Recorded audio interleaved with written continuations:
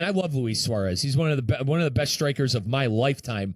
But we've seen Suarez not necessarily be as clinical in front of goal in years past. And without Lionel Messi tonight, man, I wonder if Tadeo Allende is up for the task playing striker alongside Luis Suarez. In big-time cup games like this, Mascherano has gone with 4-4-2s, and it's usually Messi on the other side. Suarez coming off the left as a striker, and then Messi coming off of the right. We're not going to have that tonight. Lionel Messi is not going to be in the lineup at all. So I think the dual partnerships on each side of Suarez and Allende and Ibanez and Carrera are going to be a difference maker. I did want to mention too quickly, Drake Callender, not on the team anymore, got sold for about $600,000 to FC Charlotte. But Mascherano has two keepers on the bench tonight in Rios Novo and William Yarborough.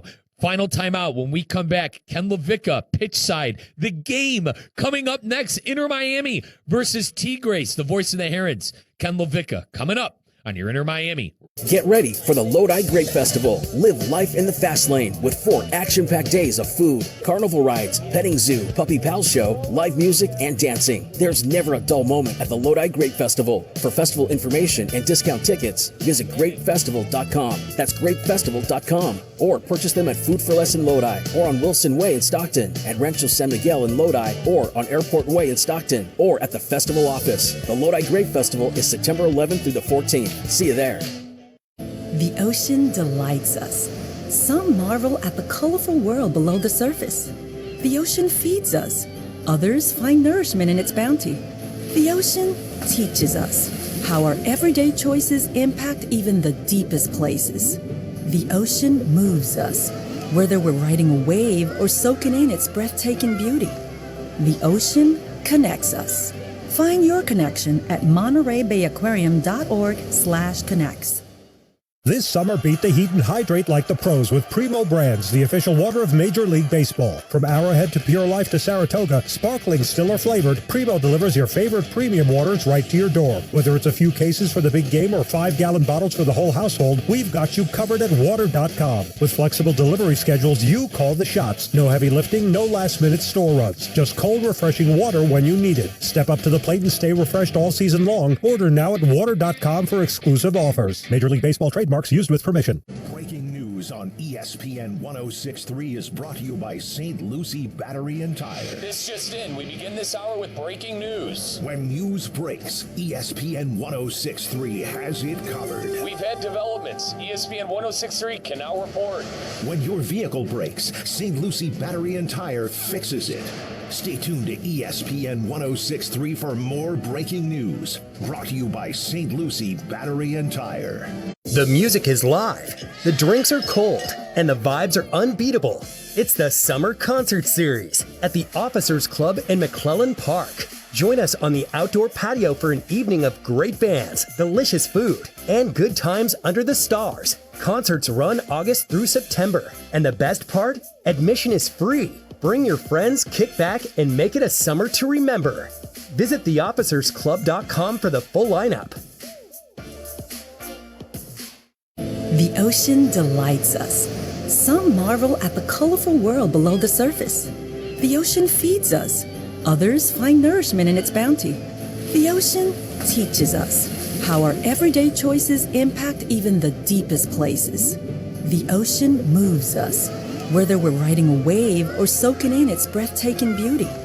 The ocean connects us. Find your connection at MontereyBayAquarium.org/connects. This summer, beat the heat and hydrate like the pros with Primo Brands, the official water of Major League Baseball. From Zephyr Hills to Pure Life to Saratoga, sparkling, still or flavored, Primo delivers your favorite premium waters right to your door. Whether it's a few cases for the big game or 5-gallon bottles for the whole household, we've got you covered at water.com. With flexible delivery schedules, you call the shots. No heavy lifting, no last-minute store runs. Just cold, refreshing water when you need it. Step up to the plate and stay refreshed all season long. Order now at water.com for exclusive offers. Major League Baseball trademarks used with permission. Baseball is all about precision, speed, keeping things running smoothly, just like your car. At Valvoline Instant Oil Change, we get you in, out, and back on the road in about 15 minutes. No appointment needed. With our fast professional service, you can spend less time in the shop and more time at the ballpark. Safe! Plus, our certified technicians check your fluids, tires, and more, all while you stay in your car. Swing by Valvoline Instant Oil Change today, because top performance isn't just for baseball. Coupons at VIOC.com. VIOC.com. Anajar and Levine. Call 1-800-747-FREE. That's 1-800-747-3733. ESPN 106.3. WESP Jupiter, a Good Karma Brands radio station. We interrupt our regularly scheduled program for this special presentation of Inter Miami Soccer on ESPN 106.3. Now let's get to the pitch. Oh, it's a cannon shot! Go ahead and give him the goal of the week! Here's Ken LaVicka. High stakes football in Fort Lauderdale. Inter Miami chasing a trophy, and they have a quarterfinal showdown with Liga MX powerhouse Tigres. Smoky conditions, hot conditions in South Florida, and this is going to be a match of great magnitude. Inter Miami and Tigres about to tangle here on this Wednesday night. And a very special welcome to you to Chase Stadium in Fort Lauderdale, Florida. Alongside Oscar Gonzalez, on-site engineer here to my right, and Mike Rizzo. Back in the network studios in West Palm Beach. Inter Miami, the 2 seed out of Major League Soccer, the Liga MX 3 seed Tigres. Both sides with 2 victories in the group stage, and now they play 90 tonight for the right to go to the semifinals of the League's Cup, a tournament Inter Miami won in 2023. Tigres will have the possession to start in their famous gold uniforms, blue lettering, numbering, and trim. Inter Miami head to toe in pink, in black lettering, numbering, and trim. No Lionel Messi tonight for Inter Miami, not in the 11, not on the bench. That is the major storyline, re-aggravating the right leg injury that he suffered in the group stage of the League's Cup against Necaxa. Spectacular with a goal and assist in 45 minutes action against LA Galaxy, but unable to play tonight. There is the whistle from our referee, Mario Escobar. The quarterfinal in the League's Cup 2025 is underway. Inter Miami immediately has the ball played into its left defensive third, and Oscar Ustari, 39-year-old goalkeeper, will send it high into the air into the Inter Miami defensive midfield. 2 39-year-old keepers tonight. Ustari for Inter Miami, Nahuel Guzman, the former Argentine international, in the Tigres goal. 12 years with Tigres for Nahuel Guzman. Inter Miami with a back line tonight. Jordi Alba, Maxi Falcone, Gonzalo Lujan, and Ian Frey. In the midfield, Talasco Segovia, Sergio Busquets, Yannick Bright, Tadeo Allende, and Rodrigo De Paul, and Luis Suarez in the attack as well. For Tigres, as we near 1 minute expired in this one, Nahuel Guzman, aforementioned, as I said, between the sticks for Tigres. Left to right in the back line, Jesus Garza, Juanjo Parada, Romulo, and Javier Aquino. Aziel Herrera, Fernando Goran, Juan Pruneta, and Diego Lainez in the midfield, and up top, Angel Correa, and Nicolas Ibanez. Inter Miami right attacking third. Here's a pass to Ian Frey to the upper right of the box. Frey steps outside the box, right side, now retreats momentarily. Near side extended to the right. Here is Frey, navigates to the end line. He's double teamed, and one dribble too many. He's dispossessed, and then he commits a foul as Gorriaran went sprawling to the turf. So Inter Miami asking an early question 90 seconds in, but Ian Frey could not unleash a pass to try and attack the goal. Fernando Gorriaran, 3 appearances in the League's Cup, had 3 goals in the Clausura portion of the Liga MX campaign. Uruguay international, 30 years old. And now some pressure on the keeper, Guzman. Lujan was bothering him. Guzman, though, able to get from his own box a ball into the Inter Miami defensive half, but Inter Miami in the attack, right to left, back to work. Frey along the near touchline. And a very, very pressure-filled press from Tigres. Inter Miami has it in its near corner in the defensive half. And a good ball onto Segovia. Pops it high into the air, defensive midfield. DePaul trying to return it to Segovia on a volley, but it was behind him. And here comes Tigres rushing into its left attacking half. Far side, Brunetta. Brunetta trying to get around Maxi Falcone. Cannot do it. And Falcone with his left foot pops it off of Brunetta. And actually the referee will award Tigres with a throw in. It is set right of the box and into the box. Falcone got a head on it, and then it goes off of a Tigres head pretty harmlessly in the upper right portion of the area, and it takes a one-hop on to Oscar Ustari, Inter Miami goalkeeper. Ustari in blue tonight in front of the Inter Miami goal. This is his Leagues Cup debut. Didn't play in any of the 3 matches in the group stage after suffering an injury just 2 matches before in the loss to Cincinnati. Inter Miami with a steal. Yannick Pride in the midfield. He's immediately dispossessed. And here comes Tigres. And a whistle and a foul behind the ball. The referee was going to play advantage and then decided that there was no advantage. And our first card of the night, a yellow is shown to Telasco Segovia. We didn't have a single card shown for Inter Miami against LA Galaxy in MLS play on Saturday. Inter Miami is in the book 4 minutes in. And it's Telasco Segovia. Inter Miami had Maxi Falcone shown red in the second match of the group stage against Necaxa, though that was rescinded after the fact and was taken off the books. Just over 4 minutes in, Inter Miami 0 and Tigres 0. Tigres out of Liga MX, 65 years old, founded in 1960, 8 Liga MX championships. And they finished a semi-finalist in the final phase of 2024-2025 Liga MX Clausura. 4 matches into the Apertura campaign, 13 goals for, 6 goals against. That +7 goal differential is the top spot in Liga MX. The first 4 matches of the Apertura for Tigres, highlighted by a 7-0 thrashing of Puebla. Inter Miami with Sergio Busquets in the defensive midfield, just inside the middle circle. A pass to the near side in the right attacking half, and Frey has its pocket picked fairly easily. And it'll be a throw-in for Tigres near side. In the defensive half, Jesus Garza has appeared in all 4 Apertura matches for Tigres. And he saw action in all Leagues Cup group stage duels. Inter Miami's going to win a ball in its attacking half, right side of the pitch. Here's Jordi Alba, his first touch in the attacking half. Now to Sergio Busquets, far side. Pass along the touchline. Now it's lifted. Left box, Segovia lays it off for Alba. And across into the middle, headed away by Tigres. At the last moment, Allende was waiting for it just outside the small rectangle. Inter Miami back on it on the right flank. Sergio DePaul racing at it in the right box, and Tigres a bit of a desperate clearance near touchline, and Inter Miami's going to have a throw-in in their attacking third. Ian Frey to do the duties, near side extended, top of the box, right side.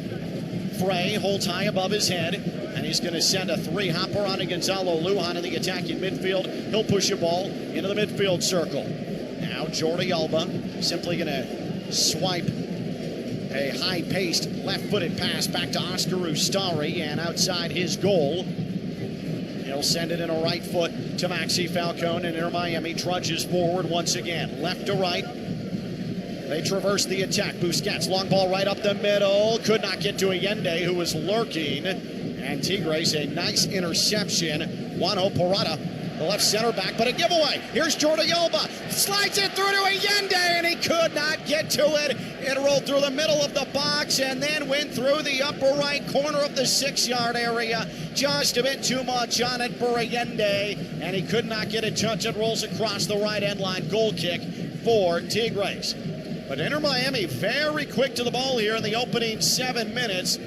Just haven't had their key passes weighted perfectly like they need to be. Tigres has recovered well defensively. 7.5 minutes in, still zeros on the score line.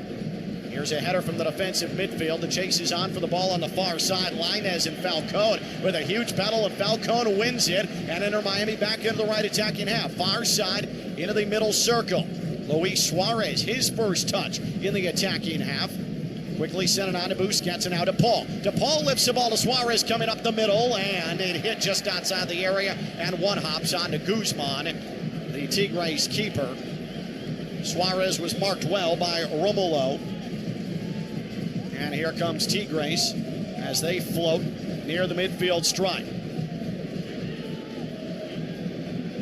Tigres won the CONCACAF Champions Cup in 2020. Campeones Cup 2018 and 2023. They're the first side to ever win that championship twice. One of their most famous sides, 2015, made it to the final of Copa Libertadores, falling to River Plate. A lot of history for Tigres. Inter Miami, another steal in the defensive half. Long ball, Segovia. Allende chasing. Guzman well off his line outside the upper left, and he has to club a ball with a left foot 5 rows deep into the stands along the near touchline.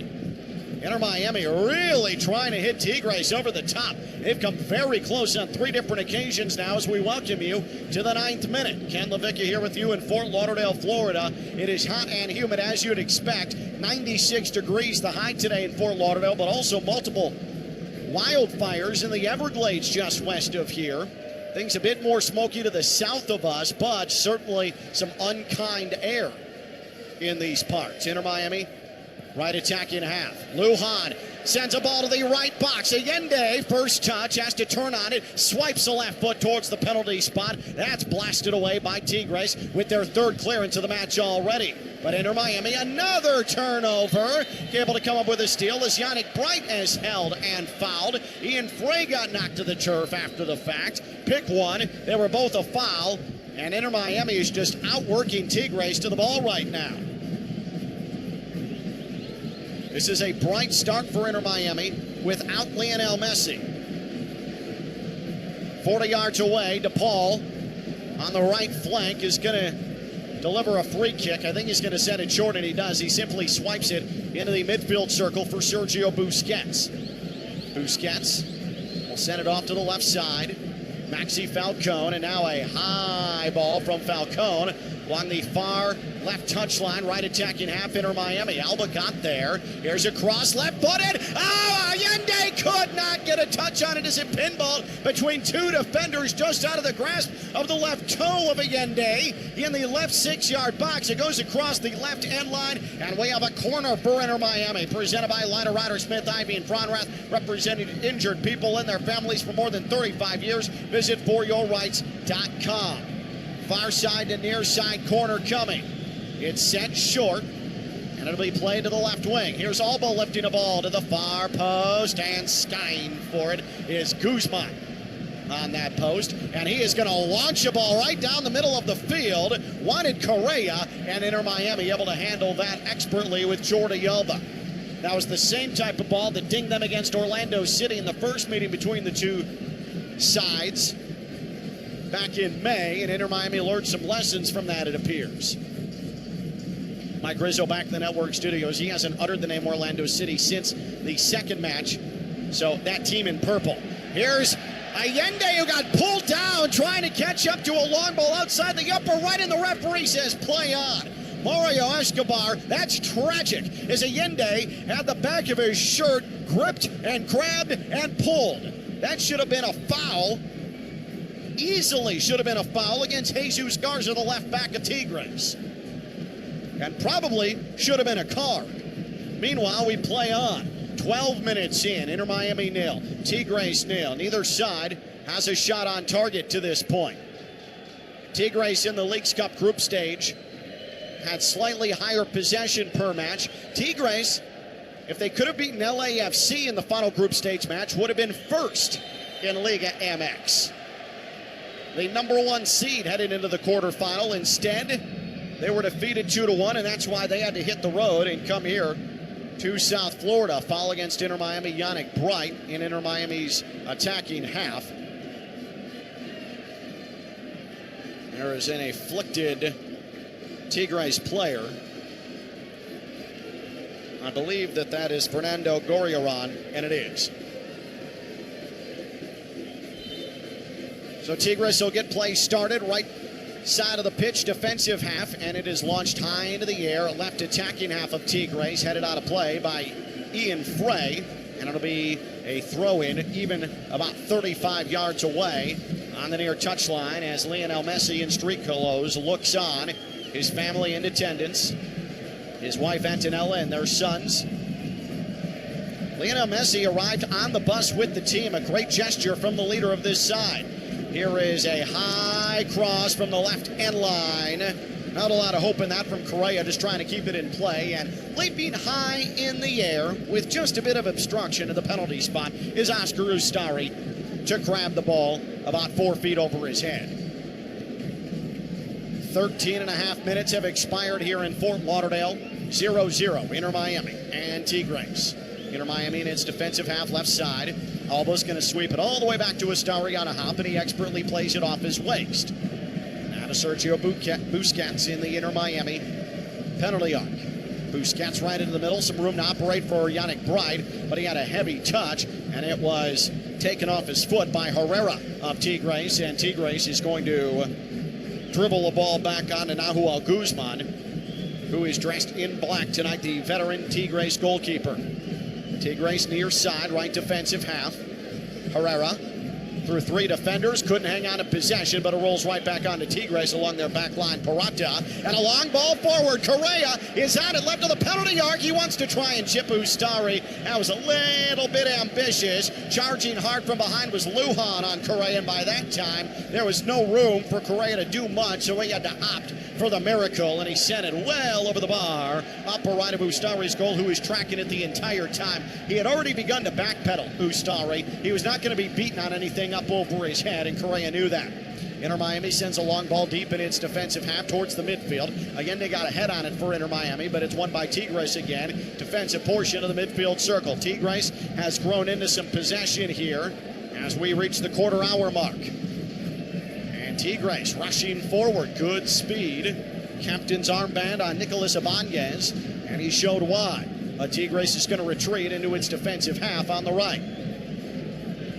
Good shape in the attack, though, for Tigres. They started attacking the near side. Now they're going to work on the left side of the Inter Miami defense. And a ball toe-poked, lifted up the right wing.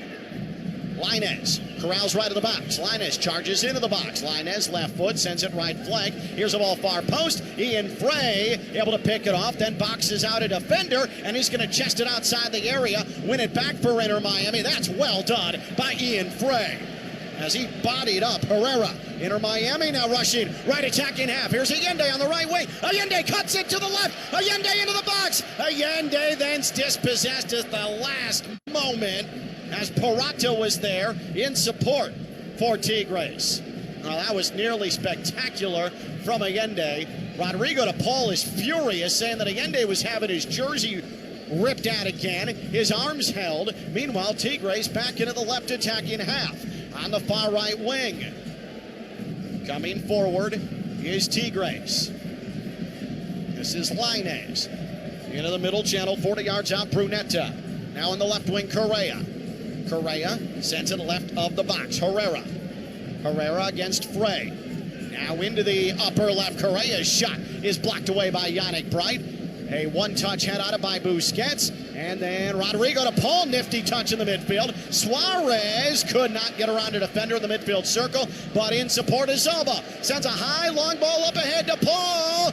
Could not get to it. It was tackled away from him. Just an excellent, all-world defensive play by Tigres and Jesus Garza. If Garza doesn't get a miraculous left foot around DePaul's body, DePaul's 1v1 on the keeper. Oh boy, that is as good a defensive play as you're going to see.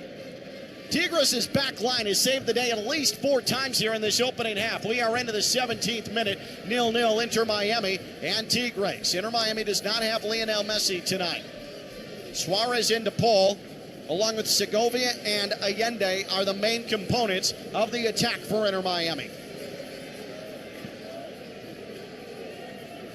And now Tigres will catch its breath into the defensive half. A chipped ball forward, an attempt at a long ball, and that's extinguished by Gonzalo Lujan, but Ian Frey a little bit unsure with the ball. It's won back by Herrera of Tigres. Near side, now left wing. Rolled ball onto Gorriarán. Now middle channel, 35 yards away. Brunetta's going to spray to the outside. Far touchline. Aquino.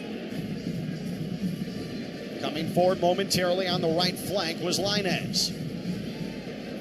Now Brunetta, 35 yards away, short-range pass with Gorriarán, right back to Brunetta, and a square ball high in the air, left of the box, finds Herrera. Herrera for Tigres. Herrera sends a cross into the upper right of the box. That's cleared away by Alba, but Tigres stays in possession. Aquino on to Lainez. Lainez right of the area, comes forward. A 1-2 on the right wing, but Inter Miami intercepts that, and here's Segovia, who has not touched the ball in forever.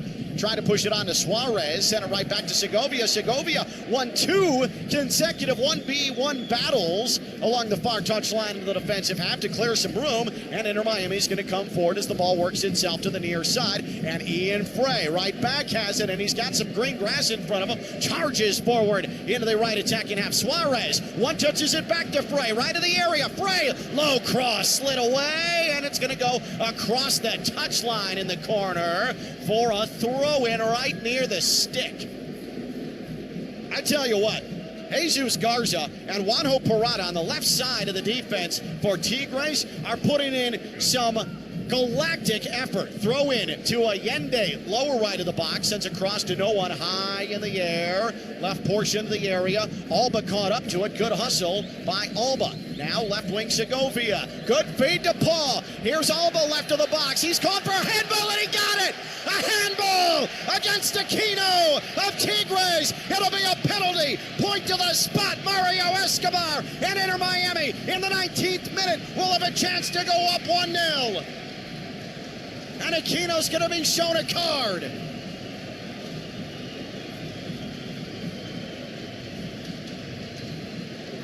So Jordi Alba called it right away, and sure enough, Aquino had his arm extended, his left arm extended, his hand in a fist. The ball bounced off of Aquino's fist. VAR is going to look at it. Now, the one thing that could save Tigres is that Aquino's arm was coming back to his body. It had started in an unnatural position, but was coming back to his body as he slid to the ground, attempting to block the cross attempt from Alba. Alba immediately threw his arms in the air looking for a penalty. We'll see if this stands. And I don't think the referee is going to go look at the monitor. He has not been summoned. He's walking back towards the penalty spot. Typically, if there's going to be an overturn, the referee is summoned to the monitor all the way on the far side of the pitch. I have to imagine it's going to be Luis Suarez who takes this penalty for Inter Miami if this stands. Meanwhile, during the stoppage, we're into the 21st minute. Inter Miami has been awarded a penalty, their second of the League's Cup. In the finale of the group stage against Pumas, Inter Miami was awarded a penalty. And it is going to be a penalty. Luis Suarez is going to place the ball on the spot. It appears as if the VAR review has come to an end. Aquino continues to appeal, but he's going to lose his argument with the referee, Mario Escobar. This comes right side of the pitch. Luis Suarez stands with the ball on his right hip. He'll be 1v1 with Nahuel Guzman, an Argentine goalkeeper against a Uruguayan legend. And still, Tigres is stalling here. Diego Lainez is simply just trying to throw off Luis Suarez. So a little bit of, you know the word, housery happening right now. So it is a penalty for Inter Miami. It has now been confirmed over the PA.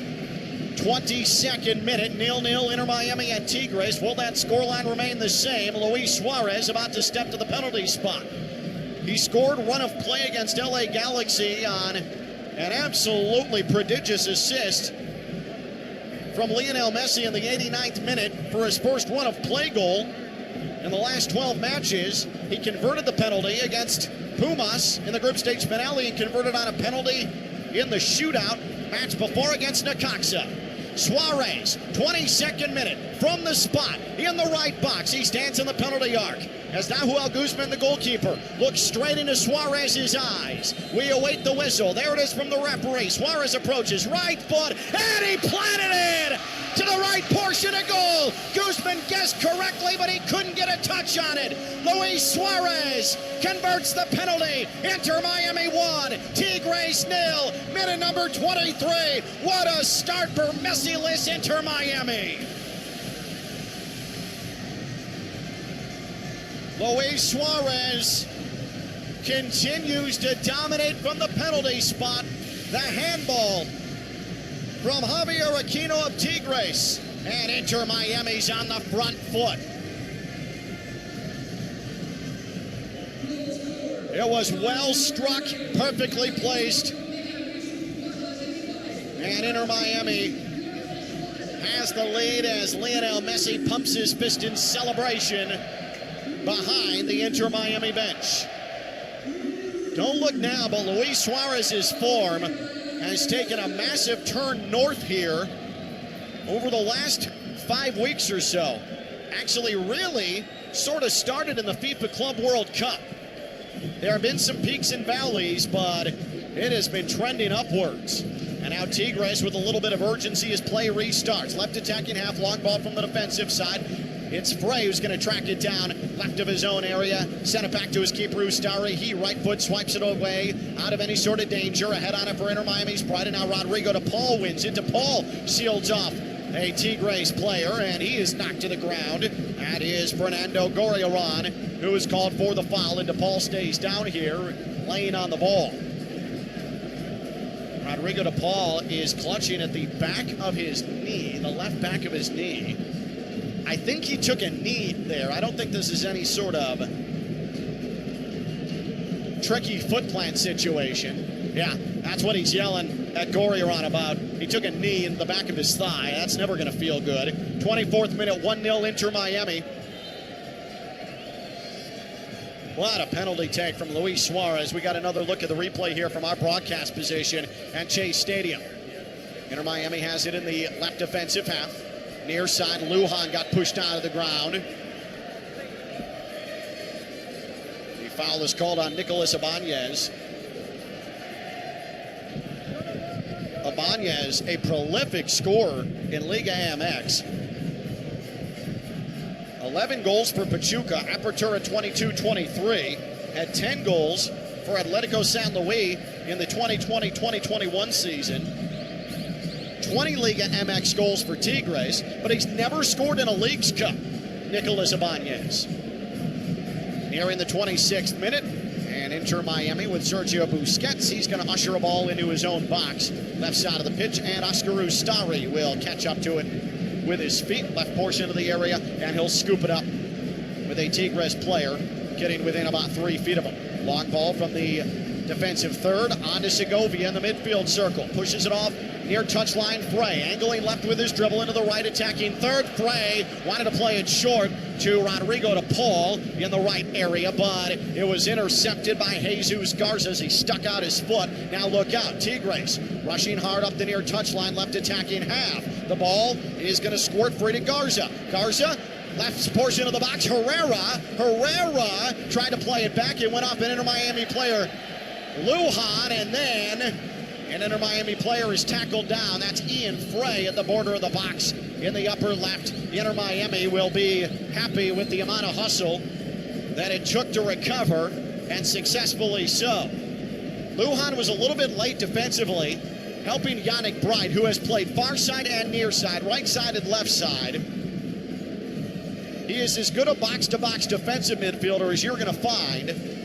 Lujan was a little bit late, but then did really well to flash in front of Herrera, who was heading to the end line in the area. Avoided making contact with Herrera, and an appeal for a penalty, and Inter Miami comes out of there. And a free kick deep in the defensive half, and Inter Miami now has a defensive midfield. Minute number 27, Inter Miami 1, Tigres 0. Inter Miami has not been awarded a penalty in MLS play this season, but 2 in 2 matches in the Leagues Cup. Oh, Suarez, beautiful ball into the box. Allende tackled from behind, ball's loose. Left end line, he's able to recover. Allende sends it all the left of the box. He sent a ball to the near post. Suarez could not get a foot on it. The keeper, Guzman, punched it away. Inter Miami wins it back, though, in the attacking third. Rodrigo de Paul, and the crowd stands appreciative of the type of effort Inter Miami's giving. Jordi Alba had a pass blocked back onto him. Now Segovia tries to spring Alba free. He gets ridden into the ground by Aquino, who's on a yellow, and he's got to be careful. 28th minute, Inter Miami nearly went up 2-0. Suarez with a wonderful ball that found Allende making a horizontal run in the box. Parata with a desperate tackle blocked the shot away from Allende. Allende was able to collect as the ball rolled to the end line in the box. And then Inter Miami able to track back as Tigres won possession and win it again. Well, Allende, and this has been the story of him over the last 5 weeks, he's done everything right except that first touch. His runs have been fantastic. He puts himself in dangerous situations, but it's the first touch and it's the moment of glory that have failed him. Inter Miami with Rodrigo de Paul, 35 yards out. He's going to send right portion of the pitch, far touchline, a free kick. De Paul puts his right foot into it. This has good pace top of the box, but it's headed away by Tigres. Right back onto Segovia. Segovia punches left portion of the box. That's headed away by Tigres, but it's still Inter Miami on the ball. Lujan wins it back. Now De Paul. Wanted Falcone on the far post. Far side to near side. Falcone unable to get on the end of it. It takes one hop and goes out of play right end line. Now Nanuel Guzman is injured. The goalkeeper for Tigres. He went down in a heap, ripped off his shin guard. Now he's retying his shoe. He might have twisted his ankle, and he's trying to tighten up his shoe. And he's still on a knee. He calls over Juanjo Parada to squeeze at the top of his foot. This is more than just Guzman suffering an equipment malfunction. He's definitely bothered by something. As we get past the half an hour mark, Inter Miami 1, Tigres 0.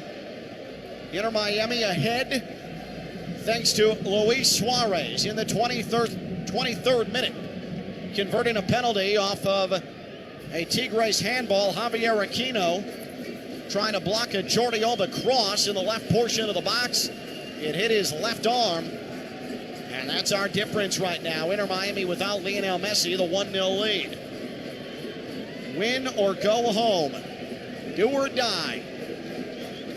Survive in advance, however you want to describe it. That's the situation here in this Leagues Cup quarterfinal.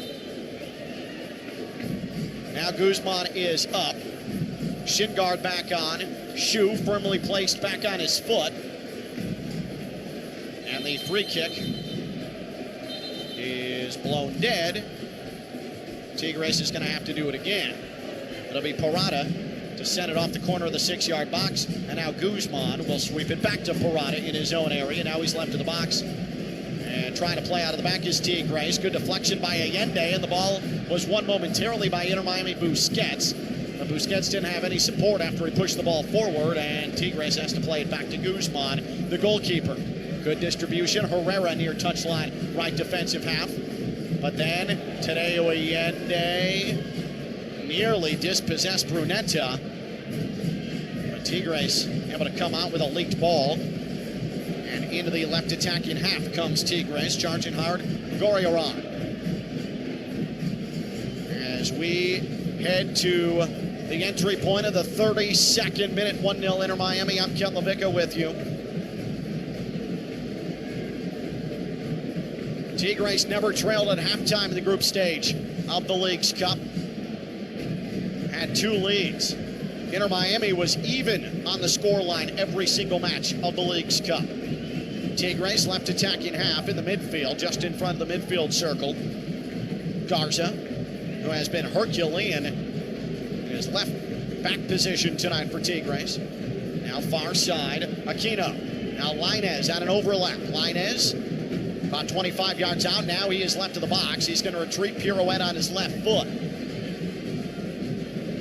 Sending it backwards is Tigres to the right of the midfield circle. Now in the midfield circle, right foot onto Garza. Garza for Tigres.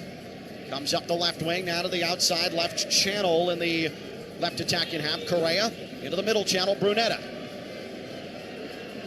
Delivers a ball left of the area. Herrera is on it. Right foot, good pace, cross. It took one hop over the head of Alba, and this is going to roll out of play. No, it stayed in play. Able to corral it was Lainez.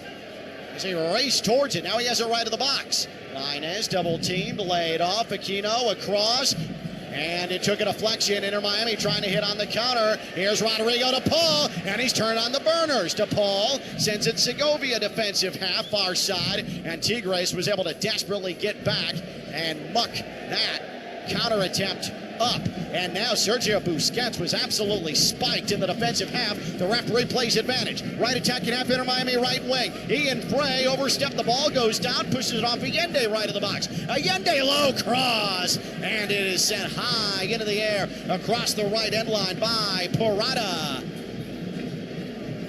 That was DePaul, who was lurking, making a very, very strong vertical run. Corner for Inter Miami, near side to far side. Presented by Lauderdale Smith, Ivy and Fronrath, representing injured people and their families for more than 35 years. Visit foryourrights.com.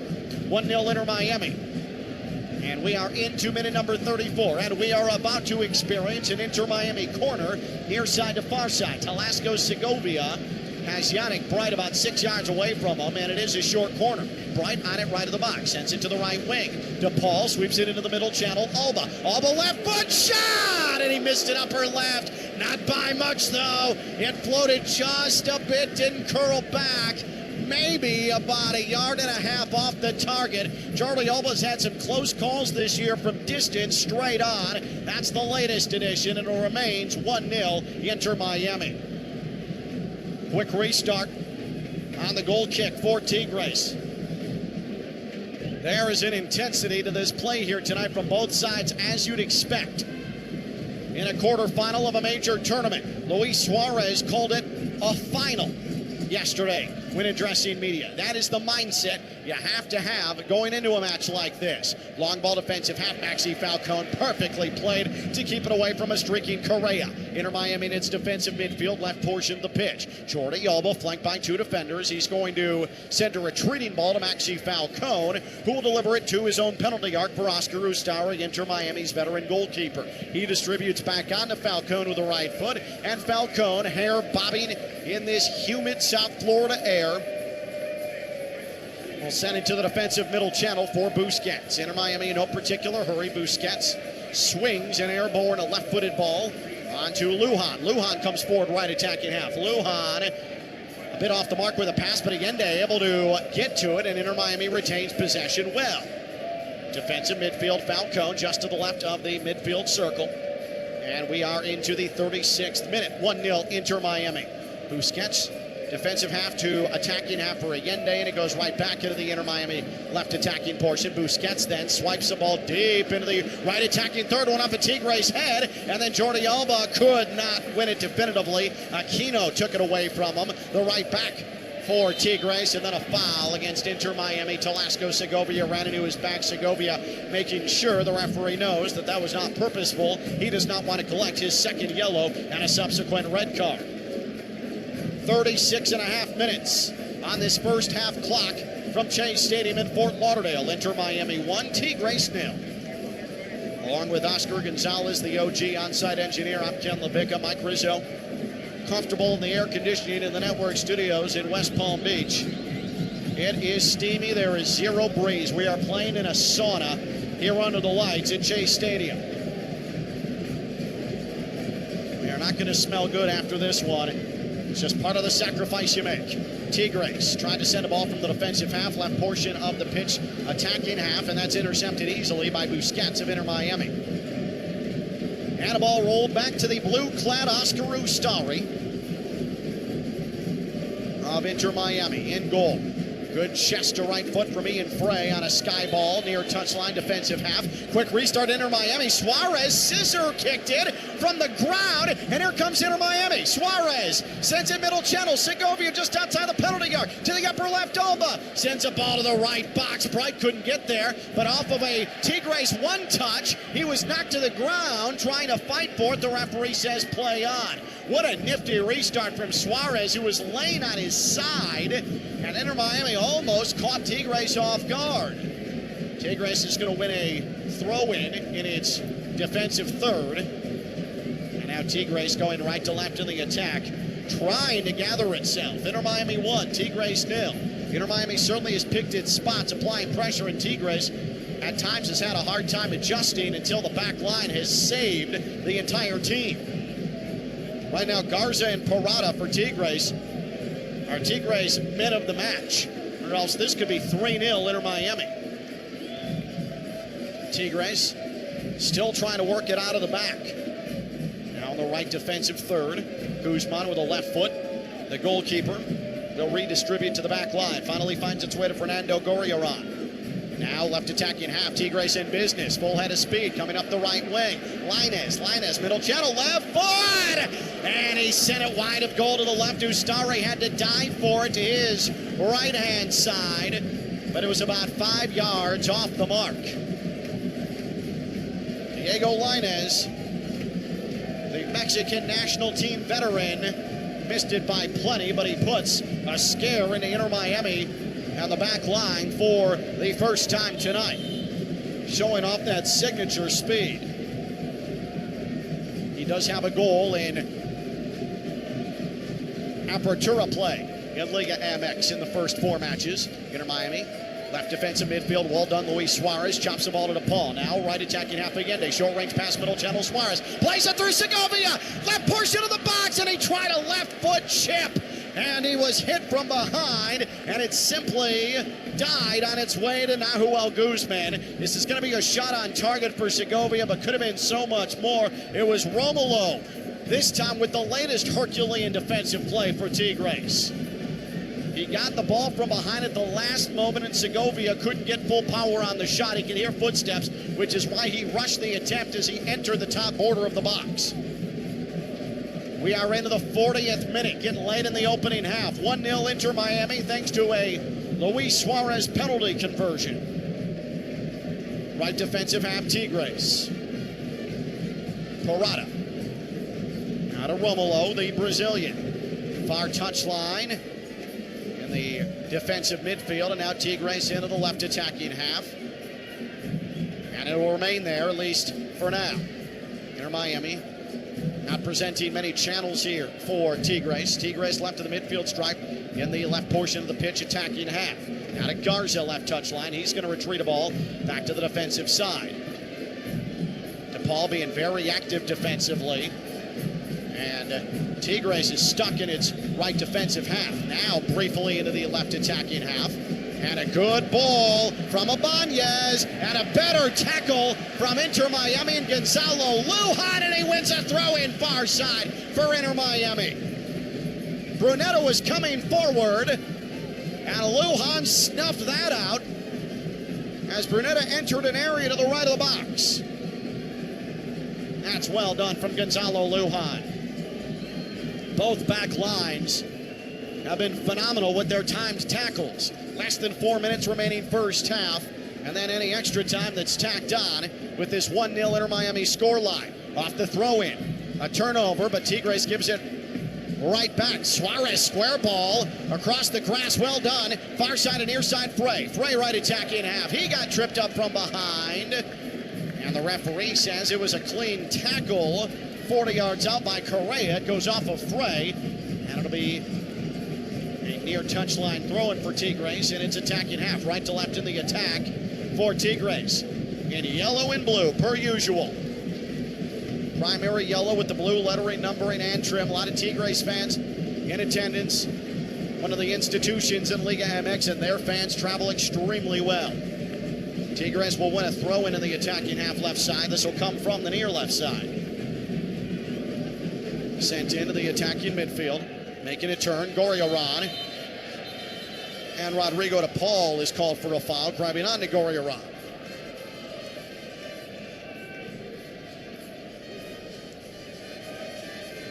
Restart, Tigres, far touchline, left attacking half. Lainez, flanked by two defenders, sends it right of the box. A cutback, and now Lainez an overlapping run. Back to the left of the area. Left foot cross, and Aloha top of the 6-yard box, able to get a head on it, and well done by Inter Miami. And Talasco Segovia to maneuver out of the area, and a foul is called against Lainez near the far touchline in Inter Miami's left defensive third. Into the 43rd minute, Inter Miami 1, Tigres 0. We'd like to welcome everybody listening on the flagship for Inter Miami football, ESPN 106.3, based out of West Palm Beach. The Deportes Radio FC app, which is free, by the way. Also on Apple TV, if you select Home Team Radio. And everybody who is listening internationally on YouTube. Inter Miami, deep defensive third restart. And Guzman came off his line out of the box, blasted a ball off of Rodrigo de Paul. And it's Tadeo Allende, I should say. And a handball called against Allende. So lead to possession for Tigres. I thought it was a handball. They just called a simple throw, and the ball went out of play off of Allende. And Tigres off the throw in. And look at a great individual effort on the right side. That was Aquino, who comes forward now, left attacking third. Herrera, left portion of the box, and Ian Frey able to touch the ball away. Oh, and then he avoided a sliding tackle. Frey then pushed from behind by Correa. And this is, oh, I thought this was going to be a card. It looked like the referee was reaching for his pocket. Suarez is demanding that a card come out. And there's an injured Inter Miami player on the far side. Behind the play, is that Alba? It is Jordi Alba, who is down and in heaps of pain. The physios will come out. Alba, who missed a couple of matches, and then the FIFA Club World Cup with a hamstring issue, is writhing in pain. And what are they working on? Is that a knee? It's a right knee for Jordi Alba. 4 extra minutes. 4 extra minutes tacked on to the end of the first half. Extra time presented by your local South Florida Audi dealer. Test drive the Q5 today at your local South Florida Audi dealer, or visit AudiUSA.com. That's AudiUSA.com. Inter Miami 1, Tigres 0. And Baltas make that Noah Allen is getting loose for Inter Miami. We'll see if Jordi Alba is going to have to come off. This would be brutal. It is a knee issue. That is the focus. A left knee issue for Jordi Alba, who is now up.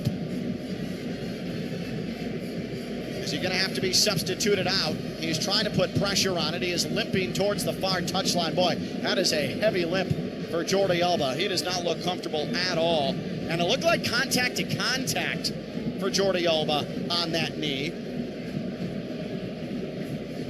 I don't think that he planted his foot and it twisted. I think he got hit. It was knee to knee. So if that's any solace to anybody listening, it was a knee to knee hit. Javier Mascherano has not told Noah Allen yet to take off the penny. Noah Allen's just sort of lingering. We are 45+1, 46 and a half minutes on the clock. 1-0 Inter Miami over Tigres. Noah Allen standing behind Javier Mascherano, but near the bench. Tigres deflects a ball out of play on the near side. And now off the throw-in for Inter Miami. They have it in their left defensive third. Jordi Alba still receiving treatment on the far touchline, just to the right of the midfield stripe. So we'll see if he's going to be available at all the rest of the evening. Ian Frey, right attacking half. Long ball forward. Segovia got a head on it right of the penalty arc. Couldn't control it, though, amongst three defenders, and Tigres is going to sweep it out of danger. Oh, nifty move in the defensive half, Brunetta. And now Tigres on the run. They have a 3-on-2. Charging forward. Right up the middle is Tigres. Putting on the brakes, Correa, and then he is dispossessed. Yannick Bright said no more. 25 yards from goal. Now look at Tadeo Allende with fancy footwork. Midfield circle. Allende pushes it. Defensive midfield, and Inter Miami is going to send it deeper into the defensive side. Jordi Alba is up, and he's trying to shake off that left leg. The physio's not letting him back yet. He is limping severely. Luis Suarez at the midfield circle, able to shield off Garza of Tigres, win the ball, and now Inter Miami has it in the midfield circle. Segovia, right near the center dot, had to distribute to Jordi Alba, who is back in the match somehow. We are 45 plus 3. 1 more minute left to go in extra time. DePaul, right attacking half. Now Suarez sends it near touchline. Ian Frey holds up play for a moment, gives it Suarez on the right flank, and now back to the defensive half, just inside, left side of that midfield strike. Busquets, square ball, airborne. Falcone chests it down. Falcone now comes forward. Falcone floating, sends it far touchline. Jordi Alba, who doesn't look like he's having much issue now, putting pressure on that left knee. And Inter Miami seems content to just tick off the remaining 20 seconds. Giveaway, Sergio Busquets. Correa picked his pocket, left of the box, and now into the left portion of the box. Correa could not spin around Busquets, and clearing it away was Lujan of Inter Miami. Oh, that was heart-stopping for a moment. Tigres, though, recovers in the midfield. Late opportunity here, end of the first half. Romulo sends it right wing. Lainez off to Ibanez. Here's a cross, middle of the box. Lujan takes care of that. Now Jordi Alba being pursued. He's able to swipe a ball to the far touchline in the Inter Miami defensive third. The ball was chunked forward by Rodrigo DePaul, but a throw-in for Tigres, and it's left attacking third. 49:30 on the first half clock. We're heading towards final kick of this half. The referee, Mario Escobar, now blowing his whistle. Lujan, well done on a well-paced delivery to the box. Declared away, but not far enough. Lainez in the right box. Lainez cuts inside to the 6-yard box. He meets resistance. Yannick Bright wins it along the end line for Inter Miami. He retreats outside the area, and he's still going. And now Inter Miami has some room. This is Segovia far side, and he'll just play it back onto Yannick Bright. There! It sounded like was the final whistle. Nothing doing, though. Meanwhile, Tigres is going to win it back, left attacking third. I thought that was the final whistle of the half. Herrera, left wing, 25 yards out for Tigres. Pushes it backwards to Garza. When is Mario Escobar going to blow the half dead? Middle channel, Brunetta, 35 yards away. Sends it right wing. Here is a delivery. Aquino. That was swept away by Inter Miami. Tigres still on the ball, though, within 30 yards. Still in the left attacking third. Herrera left of the box. Herrera, left-footed attempts towards goal. And Ian Frey wiped that out. And there is the final whistle of this opening half. It has been an eventful one. It has been urgent. It has been intense. It has been aggressive. And there are players in each other's faces. Rodrigo DePaul getting into it with Angel Cabrera, the former Atletico Madrid teammates. And they are exchanging pleasantries at midfield before they head to the dressing room. How do you not love that? And of course, Luis Suarez now in the middle of it, because that's what Luis Suarez does. He's the difference right now. A penalty conversion in minute number 23 for Luis Suarez off of a Tigres handball. And at halftime of this Leagues Cup quarterfinal, it's Inter Miami 1, Tigres 0. Mike Rizzo back in the network studios in West Palm Beach has your halftime show. When we return, it's Inter Miami. Get ready for the Lodi Grape Festival. Live life in the fast lane with 4 action-packed days of food, carnival rides, petting zoo, puppy pal show, live music, and dancing. There's never a dull moment at the Lodi Grape Festival. For festival information and discount tickets, visit grapefestival.com. That's grapefestival.com. Or purchase them at Food for Less in Lodi, or on Wilson Way in Stockton, at Rancho San Miguel in Lodi, or on Airport Way in Stockton, or at the festival office. The Lodi Grape Festival is September 11th through the 14th. See you there. The ocean moves us, whether that's surfing a wave or taking in an inspiring view. The ocean feeds us. Sustainable seafood practices bring the ocean's bounty to our plates. The ocean teaches us how our everyday choices, big and small, make an impact. The ocean delights us as playful otters restore coastal kelp forests. The ocean connects us. Find your connection at MontereyBayAquarium.org/connects. This summer, beat the heat and hydrate like the pros with Primo Brands, the official water of Major League Baseball. From Arrowhead to Pure Life to Saratoga, sparkling, still or flavored, Primo delivers your favorite premium waters right to your door. Whether it's a few cases for the big game or 5-gallon bottles for the whole household, we've got you covered at water.com. With flexible delivery schedules, you call the shots. No heavy lifting, no last-minute store runs. Just cold, refreshing water when you need it. Step up to the plate and stay refreshed all season long. Order now at water.com for exclusive offers. Major League Baseball trademarks used with permission. The music is live, the drinks are cold, and the vibes are unbeatable. It's the Summer Concert Series at the Officers Club in McClellan Park. Join us on the outdoor patio for an evening of great bands, delicious food, and good times under the stars. Concerts run August through September, and the best part? Admission is free. Bring your friends, kick back, and make it a summer to remember. Visit theofficersclub.com for the full lineup. The Odyssey Instant Win of the Week, brought to you by Valvoline Instant Oil Change. Sacramento delivered a masterful 6-0 victory at home over Tampa Bay. With consistent, timely hitting throughout the game, their dynamic pitching rotation shut down the opposition for the shutout victory. Swing by Valvoline Instant Oil Change. Your 15-minute drive-through oil change today. Get in, get out, and get back on the road. No appointment needed. Get coupons at VIOC.com. The ocean moves us, whether that's surfing a wave or taking in an inspiring view. The ocean feeds us. Sustainable seafood practices bring the ocean's bounty to our plates. The ocean teaches us how our everyday choices, big and small, make an impact. The ocean delights us as playful otters restore coastal kelp forests. The ocean connects us. Find your connection at MontereyBayAquarium.org/connects.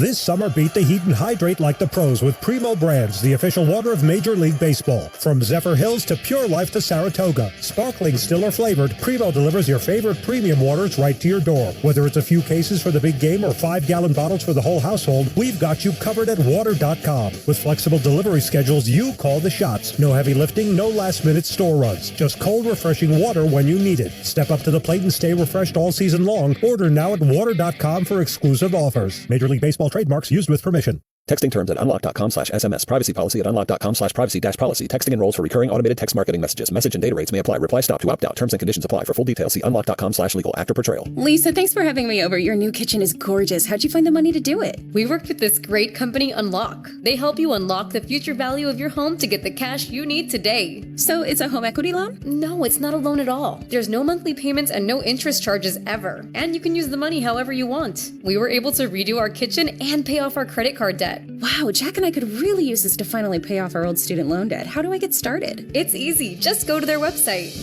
Text EQUITY to 865-865 to unlock the value in your home and get up to $500,000 in cash with no monthly payments and no interest ever. Pay off debt, improve your home, add to your retirement fund. It's up to you. Text EQUITY to 865-865. Text the word EQUITY to 865-865. Text EQUITY to 865-865 now. The pink smoke is in the air. Inter Miami Soccer is on ESPN 106.3. Here's Mike Rizzo. Welcome on in, folks, to your halftime report on your Inter Miami radio network. Mike Rizzo holding down the fort here, back in West Palm Beach. 1-0. Our Herons on top of Tigres. No Lionel Messi so far, no problem.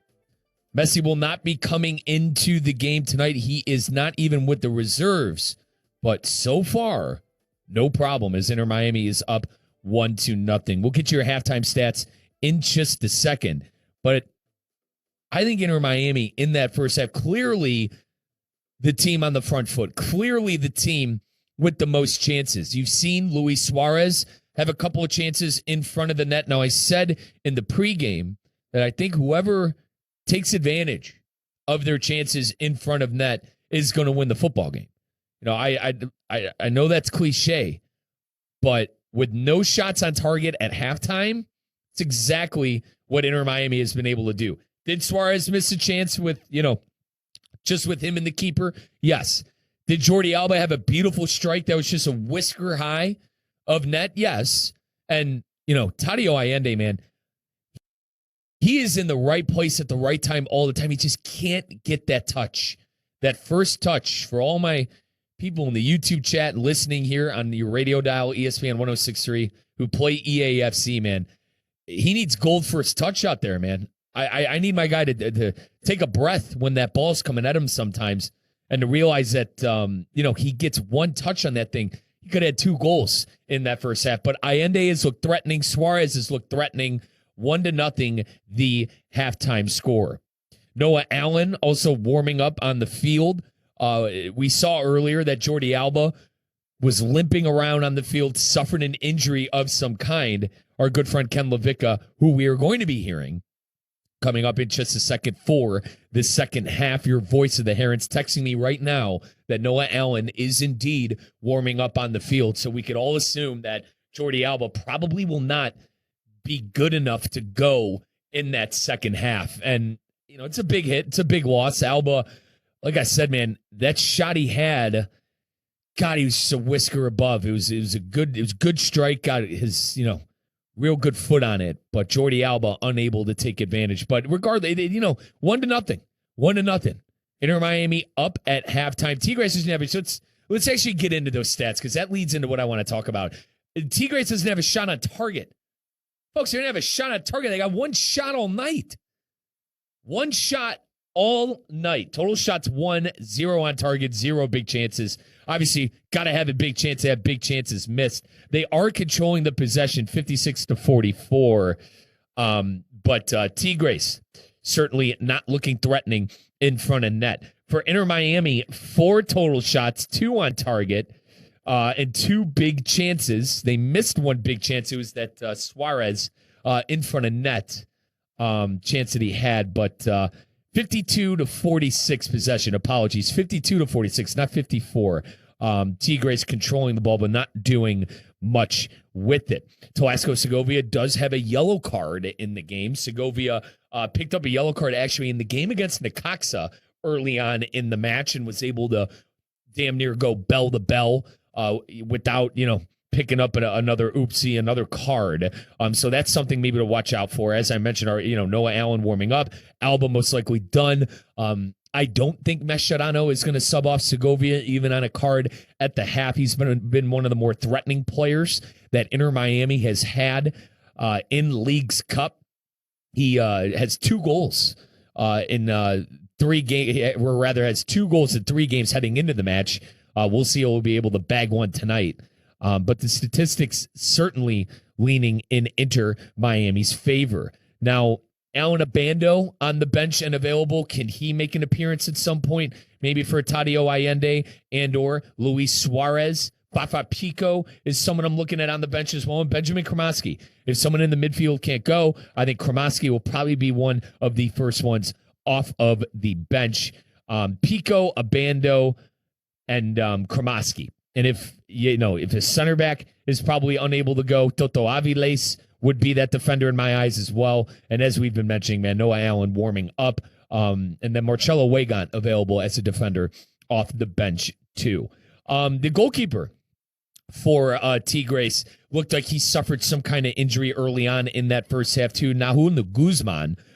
Guzman, longtime Argentinian goalkeeper. Guzman took off the shin guard at one point. But I thought he was trying to fix something with his sock, but he kind of was grimacing a bit on the television broadcast. Looks like maybe Guzman could be, someone to watch for. As far as goalkeepers on the bench, they do have 2 for Tigres, Antonio Carrera and Carlos Rodriguez. Inter Miami too as well with Rios Novo and Yarborough.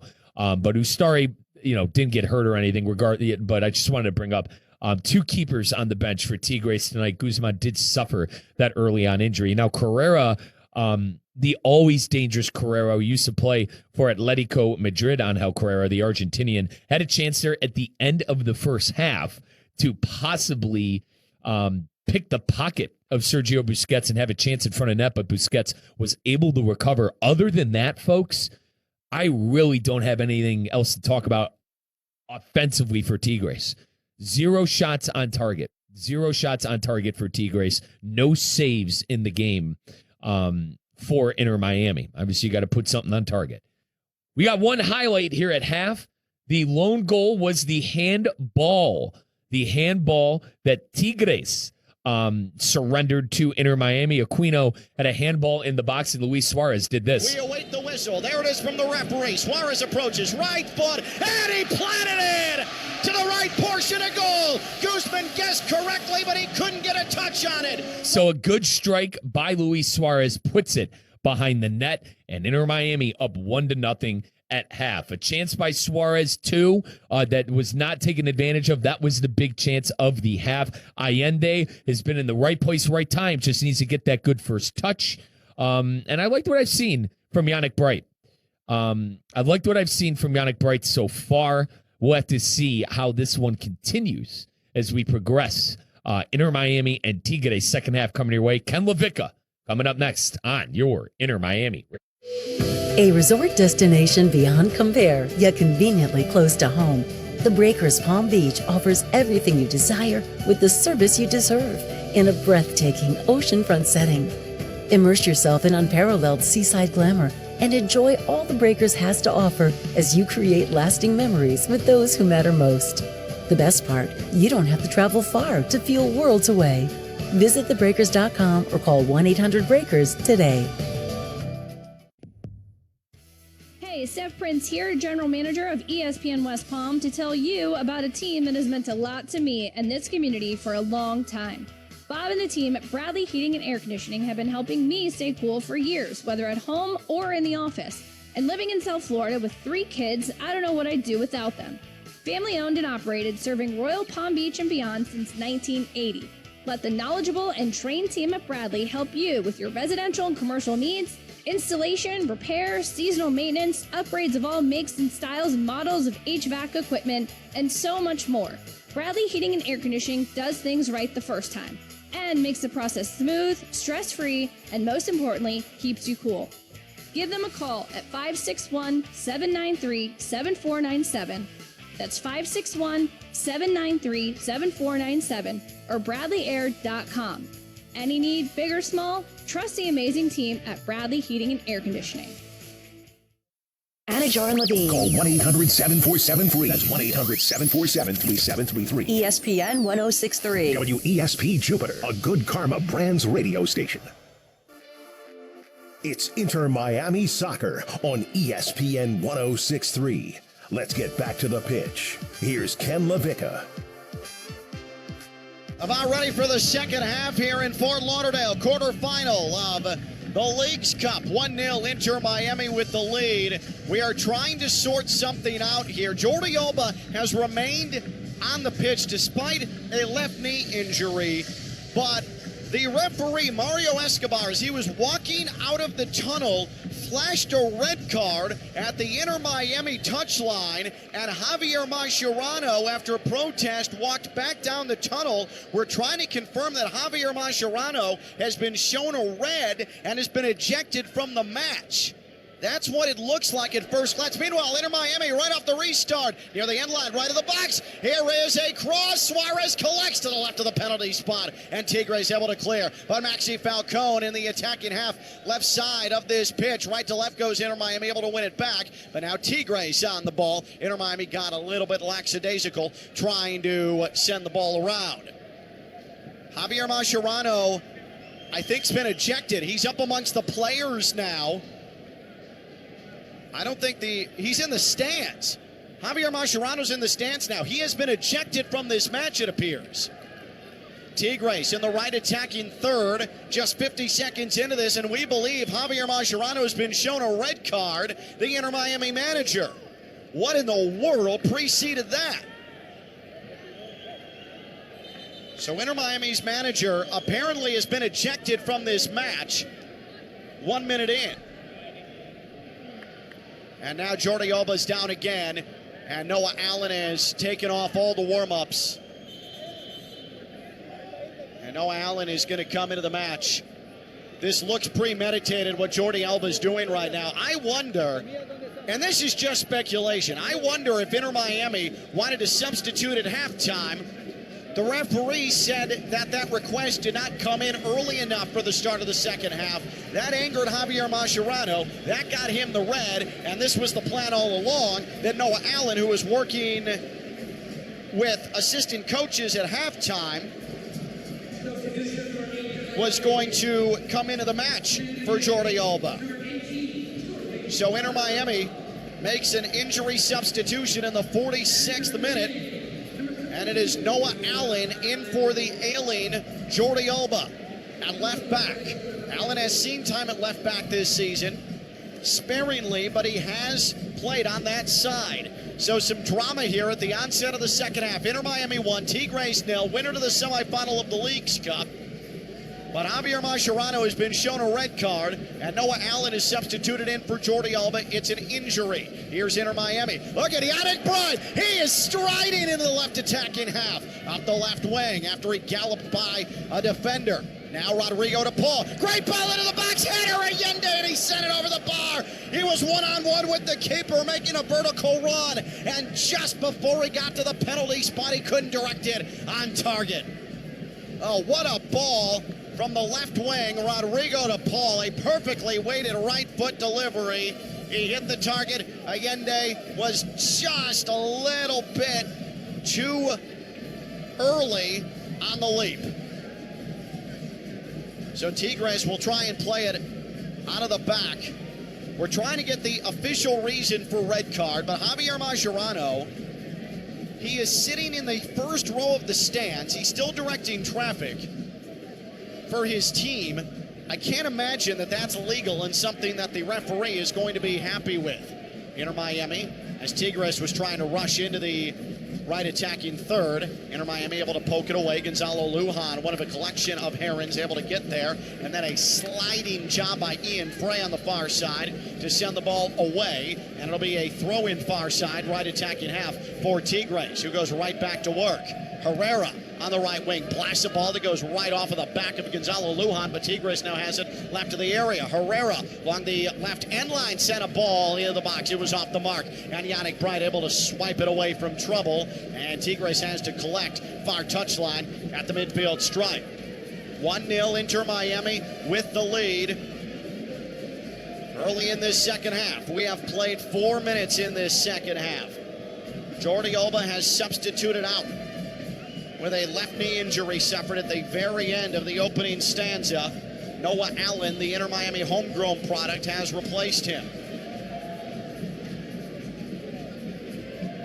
Tigres gets fouled in the attacking half. Quick restart, and well done by Ian Frey, falling to the ground ahead, a ball away from trouble. Now Inter Miami galloping into the left attacking half, far touchline on a good ball from Busquets.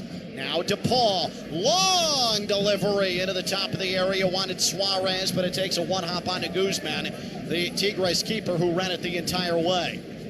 Left to right in the attack for yellow-clad Tigres. Blue lettering, numbering, and trim. Inter Miami in all pink with black lettering, numbering, and trim. 1-0 to the host side, Inter Miami, the South Florida side, with a penalty from Luis Suarez in the 23rd minute. If Inter Miami wins, they will play in the semifinal of this tournament.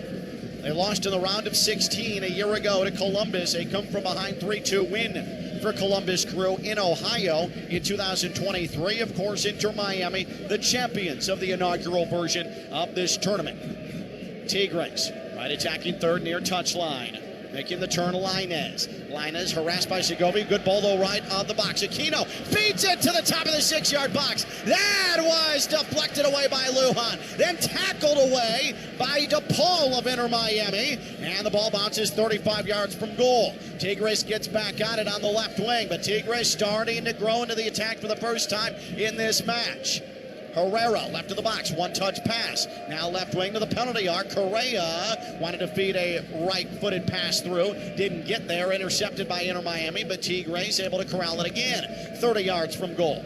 Aquino to the right flank, now near the right touchline. Right portion of the pitch is this Tigres attacking half. Romulo into the midfield circle. Porrata is going to play it to the left back, Jesus Garza. Now back into the attacking half, right portion of this natural surface in Fort Lauderdale. Herrera to the outside, along the touchline, left of the box, got in deep near the corner flag, and sends a wayward blind cross to no one in particular, and Oscar Ustari skies high into the air to make a hands catch and goes to ground. 51-44, 51-45, 51-46, 1-0 Inter Miami on top. Long ball, a fight for it. Luis Suarez is going toe-to-toe with Romulo. They were ripping and gripping at one another, and the referee says play on.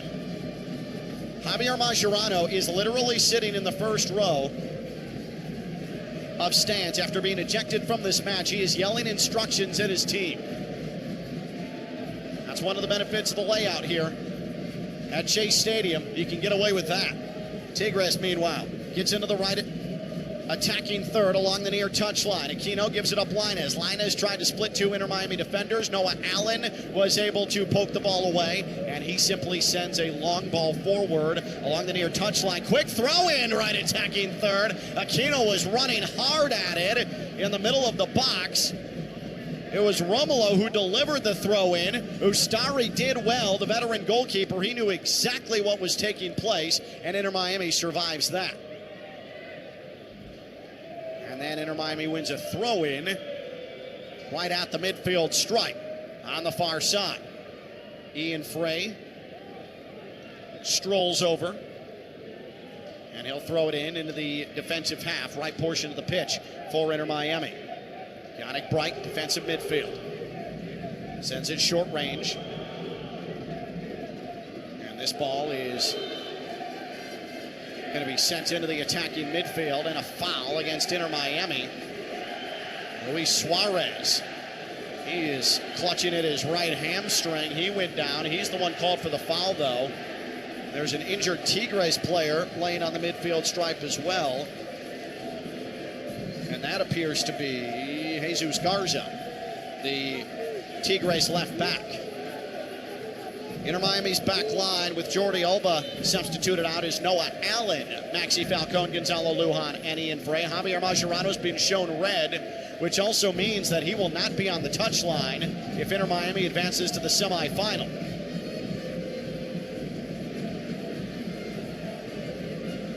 Very reminiscent of a key late season MLS match a year ago as Inter Miami was trying to track down the Supporter Shield record number of points. Inter Miami went to Atlanta, and Tata Martino was suspended for yellow card accumulation to the bench and didn't coach that match for Inter Miami. So Javier Mascherano is going to face a Leagues Cup suspension. Oscar Ustari for Inter Miami in his own box. 54th minute, 1-0 Inter Miami, quarterfinal of the Leagues Cup. Tigres from its defensive midfield, make that attacking midfield, heads a ball to no one in particular across the near touchline, and Noah Allen in his right defensive third near side will throw it in. Allen has struggled a bit since returning from injury. That injury suffered against PSG in the knockout round of the FIFA Club World Cup. Missed about 2.5 weeks, and has been a little bit rusty since. Inter Miami left attacking half one of the few times in this second half. Good square ball. Rodrigo de Paul to Noah Allen, who's going to retrieve it just to the defensive side of the midfield stripe, and here he comes into the left attacking half. We'll push it back to the defensive portion for Falcone. He delivers a grass-bound ball to Busquets, and now Inter Miami comes forward. Rodrigo de Paul. He is going to turn it over. Gorriarán won it as DePaul was approaching the attacking third. Meanwhile, Inter Miami is going to win it back. Well done by Noah Allen. to track down Lainez, and Yannick Bright for Inter Miami along the touchline, near side. Right defensive half will play it back to Maxi Falcone. Good patient ball here from Inter Miami. Falcone sends it up into the air. Ustari just outside his upper right will blast the ball away into the left attacking half. Allende headed it down for Inter Miami, but Tigres back on possession as we welcome you to the 56th minute. A long ball ahead, and it's swept away in the penalty arc by Inter Miami. But Lainez put a ball off the post from 35 yards on the right wing. He cut it with a left foot. It beat Ustari at Karam's off the far left post and out of play. Oh, goodness. That was an incredible effort from Lainez. Oh, my. It'll be a goal kick for Inter Miami. Out have been the goal of the tournament from Diego Lainez, the Mexican international. If that would have been an inch and a half to the right, it would have tucked inside the post. That was an absolute blast, and it was just skipping like a rock on water across the turf. So Inter Miami has a huge scare in the 56th minute. Now we're into the 57th, and Inter Miami pushes into the left attacking half, and a really poor ball from Maxi Falcone along the near touchline. Wanted Noah Allen, but Falcone put way too much on it, and it simply rolls out of play. Well, Inter Miami for the first time is looking a little bit shaky. And Javier Mascherano can't do anything about it.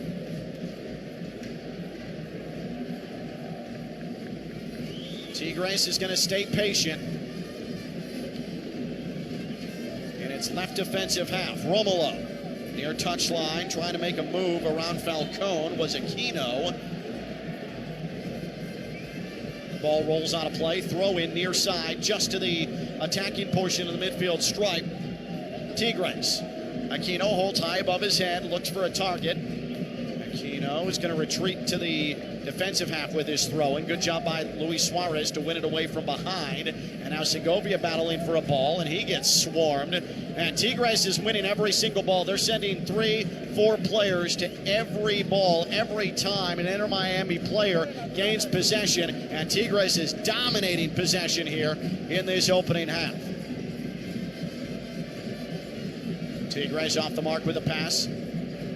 Nearing the attacking third right side of this surface. Falcone's going to put a ball right back into the attacking midfield for Tigres. Tigres couldn't win it back, though. Heavy touch off the chest, and now Yannick Bright from the defensive half sends a near side to far side. Allende, left attacking third, coming up the right wing. Allende to the upper right. Allende deep into the box. Cross. Couldn't go find a teammate. It was backheeled in the air by Tigres. Inter Miami wins it outside the upper left. Here's Suarez, right foot. He wanted to curl it, but it blasted off the defender, Brunetta. And Tigres able to corral just to the right of its area. Now the keeper, Guzman, a little bit indecisive. Inter Miami pressing. Won by Yannick Bright on the right flank. Bright trying to push it into the area. That's where Suarez was sitting. It was almost won by Bright again. And now Bright continues to harass, but this time as he picked the pocket of Jesus Garza, the ball rolls across the end line, and it'll be a goal kick for Tigres, a short goal kick. Guzman sent it to Aquino immediately. He was able to sprint all the way to the midfield stripe, but got cut off along the touchline by Rodrigo de Paul. And now Inter Miami trying to press, and Maxi Falcone came in to knock a pass away, intended for Lainez, about 5 yards to the attacking side of the midfield stripe, but Tigres still in business in the midfield circle. A ball sprayed to the right side. Lainez approaching the box. He's in the upper right. Lainez left foot sends it to the right of the penalty arc. Correa tried to play it through. That was swiped away by Falcone, but Tigres still has it just outside the upper left. A right foot Herrera, his shot was chunked away, and then Allen able to clear high into the air. Takes a sidewards hop before Rodrigo de Paul could get to it, and Tigres will play it back to the keeper, Guzman, who chests it down, and we have an injured Inter Miami player. That is Ian Frey, laying just outside the upper right of his box, and it's always a concern when Ian Frey is down, and he is rubbing out his groin area. Inter Miami already without Jordi Alba as we are just past the hour mark. And both teams are going to come over and hydrate. Now Ian Frey is up. Weigott is getting loose. Ben Kremoski getting loose for Inter Miami. Javier Mascherano has been ejected from this match. He was shown a red card coming out of the tunnel at halftime. And he has been sitting in the front row of stands above his bench here at the half. A lot of drama in this quarterfinal. 1-0 Inter Miami with the lead, thanks to Luis Suarez converting a penalty in the 23rd minute. Nicolas Ibanez, who was pretty inconsequential tonight for Tigres, is going to substitute out. He's replaced by Edgar Lopez. So the first substitution for Guido Pizarro, the manager of Tigres. Now Marcelo Weigott's going to take off Ian Frey on the Inter Miami side. And then Ben Kremoski is going to come on. Is this going to be Allende who's taken off? No, it's Velasco Segovia. So Segovia's night is done. So substitutions 2 and 3 for Inter Miami. The first substitution for Tigres, Edgar Lopez, in for Nicolas Ibanez. 62-30 on the clock here at Chase Stadium. It's been a cautious second half for Inter Miami. Tigres is trying to push 1-0 in favor of the men in pink. Tigres has the ball in the attacking half, right side of the pitch, which has been the case for a vast majority of the nearly 20 minutes that have been played in this second half. And surging forward is Tigres along the far touchline. Now to the left of the box. Trying to play into some space, getting around Weigon is Herrera, but as he delivered it to the box, it was headed away by Allen, but Tigres still has it within 20 yards of goal. Aquino was making a run on Noah Allen, right border of the box. Allen, all he could do off a hop was cleared across the right end line and concede a corner. This will be taken near side to far side of the edge of the 6-yard box. Brunetta handled it. That was headed away by Inter Miami. A shot attempt by Gorriaran. He sidewinded it right into an Inter Miami defender. It bounced all the way back into the Tigres left defensive half, where Guzman, the goalkeeper, who is 40 yards off his line, puts it back into play.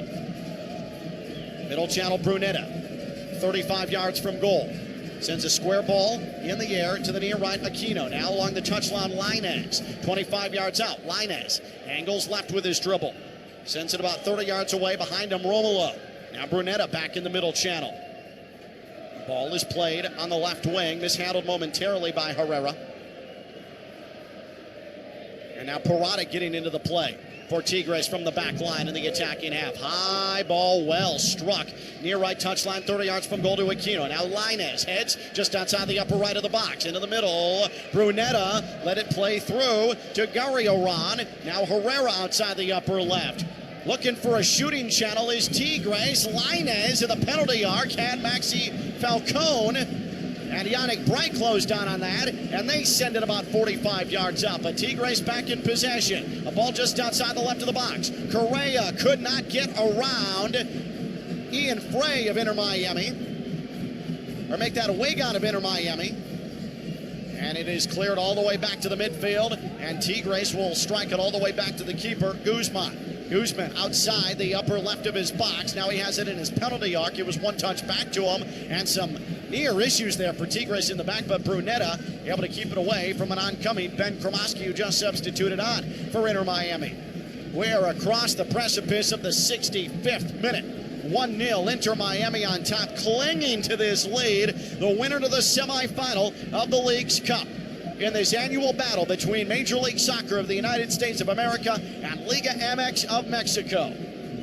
Inter Miami, the 2023 champion of this tournament. A Liga MX side has never made it to the final of the League's Cup. 65-48, 65-49. Far touchline. In the right attacking half, Herrera for Tigres. It's worked around to the right. Lainez, who's been busy in the second half, got right around Kromoski, about 40 yards from goal, right flank. Now Correa could not get on the end of a pass from Brunetta, but now he has it. Left box, 1v1 against Ustari, and he beat him underneath a sliding left leg. A mistake in the back defensively for Inter Miami. Angel Correa has his 5th goal in Leagues Cup play. We are level at 1 in the 66th minute. Correa simply won a foot race, led to the penalty yard, carried the ball into the box, and beat Ustari. And now it is game on in South Florida. And it's Gonzalo Lujan, who's just blown by. That's not physical enough from Gonzalo Lujan. Correa made Lujan look silly. Ustari got a touch on it, but it still had enough pace on it to go into the back of the goal. That should have been a fairly elementary clearance from Gonzalo Lujan, and he allowed Correa to win a foot race to it. Correa was behind him, didn't have the angle on the ball, and Lujan let Correa through for the goal. So now it's 1-1, and Inter Miami has really shown nothing in the attack here in the second half. We're in the 67th minute. Inter Miami 1, Tigres 1. And now Tigres fans are up, and it is loud. Inter Miami a turnover in their defensive half, but Suarez able to get back on the ball. Sends a great curling square ball to Allende. Make that to Paul. Surging forward. Another right wing laid off. Now DePaul has it again outside the penalty arc, but he was double teamed immediately. Tigres and its defense just flying to the ball in this second half, and nobody's been able to make a strong enough 1v1 move to put anything dangerous towards Nahuel Guzman. Oh, Tigres absolutely on the front foot now. Some really, really shaky moments in this second half finally came back to bite Inter Miami. Tigres has it in the midfield circle. Left side of the pitch, defensive half now coming to the right attacking half. A one-hop ball to Aquino along the near touchline. He'll send it about 10 yards behind him to Correa, the goal scorer. No Jordi Alba. He left just after halftime with an injury to his left knee.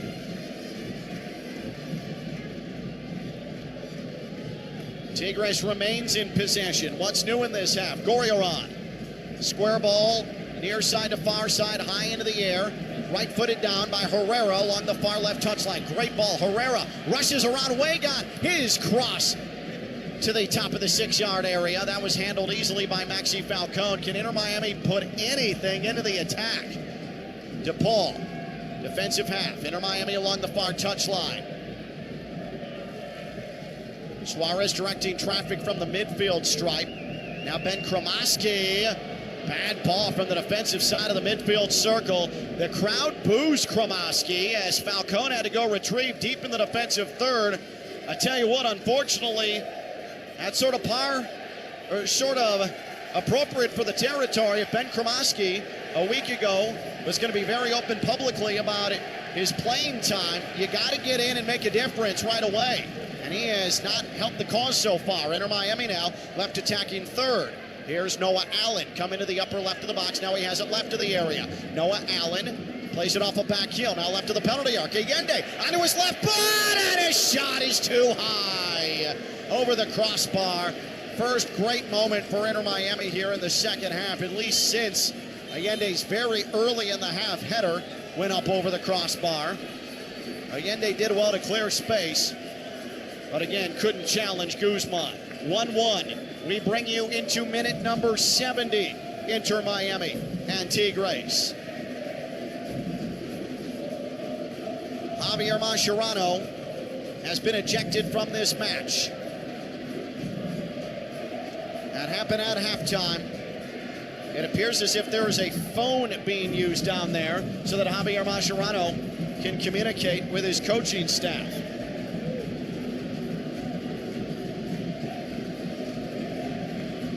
We have no earthly idea, though, what happened to have Mascherano shown a straight red at halftime. Or at least I haven't seen it yet, as Tigres is in its left attacking half. Or defensive half, I should say. Left to right in the attack, and now Tigres will get across the midfield stripe. The ball rolls out of play near touchline, and it's going to be a throw-in for Tigres. Guido Pizarro really active in front of his own bench. The still relatively new manager for Tigres took over on March the 3rd of 2025. Former Argentina player. 4 caps between 27 and 2019 for Argentina. Here's Tigres, look out. Left of the box. Here is Lopez. Sends it to Herrera. Herrera floats a ball into the middle. That's handled by Inter Miami. And then a foul against Tigres from behind. DePaul went to ground. A foul against Brunetta of Tigres. Inter Miami at the border of its right defensive third. Inter Miami's going to need a hero, and they're going to need some sort of a push towards goal. They have not gotten it in this second half. We believe Lucas Rodriguez Pagano is handling interim managerial duties for Inter Miami. He is the #1 assistant for Javier Mascherano. Came with Mascherano from the Argentina national teams. Rodrigo DePaul knocked down in the defensive half, or in the attacking half for Inter Miami. No foul, but the referee's going to stop play as DePaul grips at his left shin. 1-1, Inter Miami and Tigres.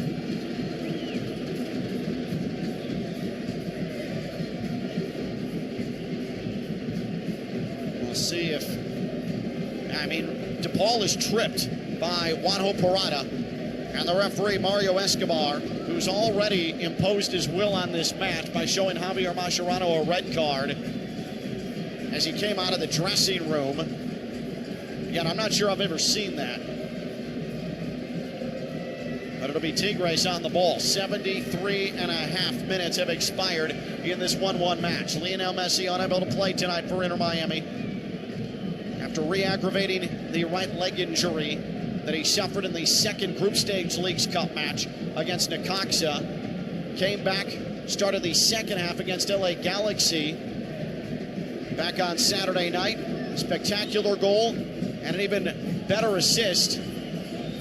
But he re-aggravated that injury and not available tonight. Inter Miami battling in its right defensive third, and Tigres is going to win the ball right back in the attacking midfield. Inter Miami consistently under siege. Aquino near touchline, right attacking half. Sends a Romulo behind him and about 40 yards away. Now a ball goes across right to left, that midfield circle. And Parada has it for Tigres. Refeeds Romulo. And now Lainez. Lainez gives it off Aquino to the right of the box. Aquino defended by Allen of Inter Miami. Yellow-clad Tigres has Lainez, left foot, sends it right of the area, and then into the right box. Correa with a right-footed shot. Ustari got a left hand on it and sent it away from goal into the seats beyond the sponsor boards. Correa almost made it a brace, and a 2-1 lead for Tigres. Oh, man, Correa got a lot on that shot, and he is just showing off now. Tigres near side to far side corner. Brunetta's going to handle it. Brunetta punches it with a right foot to the back post, just outside the 6-yard box. A fight for it, and Inter Miami sends it high into the air with the clearance, and the defense chugs to it. Tigres with a misheaded high ball, but Tigres still going to get back in possession. But Kramaski at the last moment near touchline in the defensive portion, able to swipe the ball back to the keeper, Ustari, and Tigres will put a head into it with Romulo. Finally, Sergio Busquets gets Inter Miami in possession. Allende, left attacking half. Sprays the ball to the outside right side. Weigott had to wait for it. Now middle channel. Suarez is ripped down. 25 yards from goal. And a whistle. And a free kick for Inter Miami from a dangerous area This will be just inside 30 yards. No Lionel Messi to take it, though. Will it be to Paul or Suarez? The foul against Brunetta of Tigre. So in the 75th, now make it 76th minute. A critical set-piece opportunity for Inter Miami from just inside of 30 yards. About even with the right border of the 6-yard box. Luis Suarez is the goal scorer for Inter Miami tonight. A 23rd minute penalty conversion. A number of Tigres players stand right around the referee, Mario Escobar.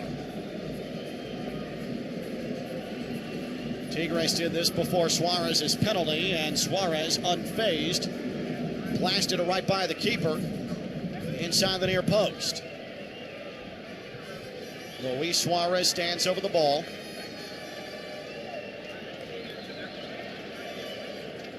Rodrigo de Paul in the vicinity as well.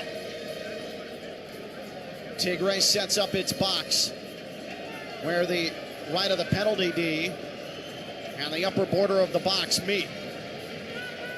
Sergio Busquets is at the top of the box, as is Maxi Falcone and Marcelo Weigand. Suarez all alone to take this free kick from just inside 35 yards. Offset to the right of the far post. 1-1 scoreline, 77th minute, and the referee is going to go police some jostling between Maxi Falcone and Angel Correa. Now Suarez is ready. Can he hit a set piece? Go-ahead goal. There's the whistle from Escobar. Suarez approaches the ball, right foot, and he sent it right into the wall. It's taken by Inter Miami, though, still in possession, left attacking third. Near touchline to Paul. Gonna have to send it out to the attack in midfield, Noah Allen, and he will deliver it off to his right-hand side, Lujan. Lujan tried to race by a defender, but able to recover was Lainez, and now Inter Miami has to track backwards, and Busquets will play it off to the keeper, Oscar Ustari, on his penalty spot. We have crossed the threshold of the 78th minute. It is 1-1 Inter Miami and Tigres. The winner heads to the semifinal. The chase is on for a ball far side. Inter Miami left attacking half.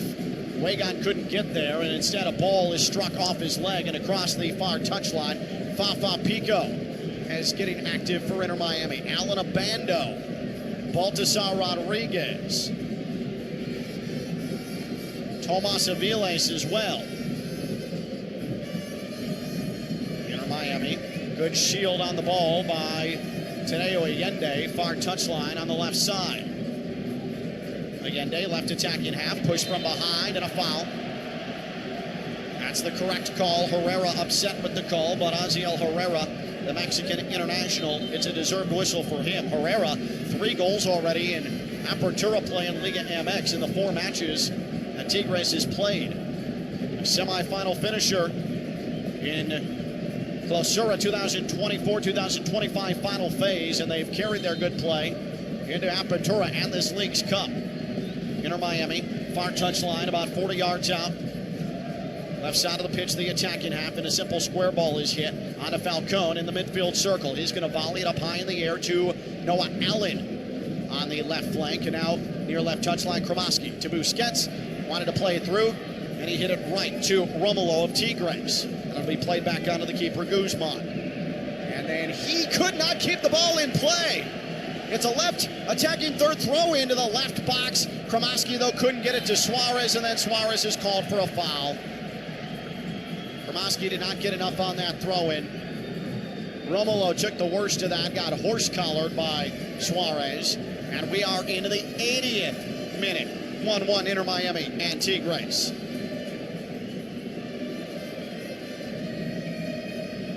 Can Inter Miami find a way to beat Nahuel Guzman, or even put a shot on target in this second half? Toluca and Orlando City are 0-0 at halftime from Carson, California. It's a Toluca home match. Is the 1 seed out of Luca MX. Orlando City, the 4 seed in MLS. If Inter Miami were to win this and get to the semifinal, they would host Orlando City. If OCSC advances, Toluca would probably choose to play in Carson, California again. A home match for them if they won. Inter Miami would have to go to the West Coast. Tigres, near side right attacking third. Romulo, middle channel. Tigres just trying to bore Inter Miami to making a mistake. That's how the goal for Correa happened. And now Herrera against Weigand, left of the box. Herrera to the upper left of the area, and he tried an ambitious shot that went really high and really wide and really deep into the stands. Oscar Ustari just stood flat-footed and watched it fly into the South Florida night. Other Liga MX host sites that the Mexican sides can choose if they are the home team in these knockout stages. BMO Stadium in Los Angeles. Of course, we've mentioned Dignity Health Sports Park in Carson, California. SeatGeek Stadium in Bridgeview, Illinois. Heavy Mexican population in the Chicago area. PayPal Park in San Jose. Shell Energy Stadium, Houston. Q2 Stadium in Austin. Inter Miami, near side, attacking third, right to left in the attack. Left wing for Bright.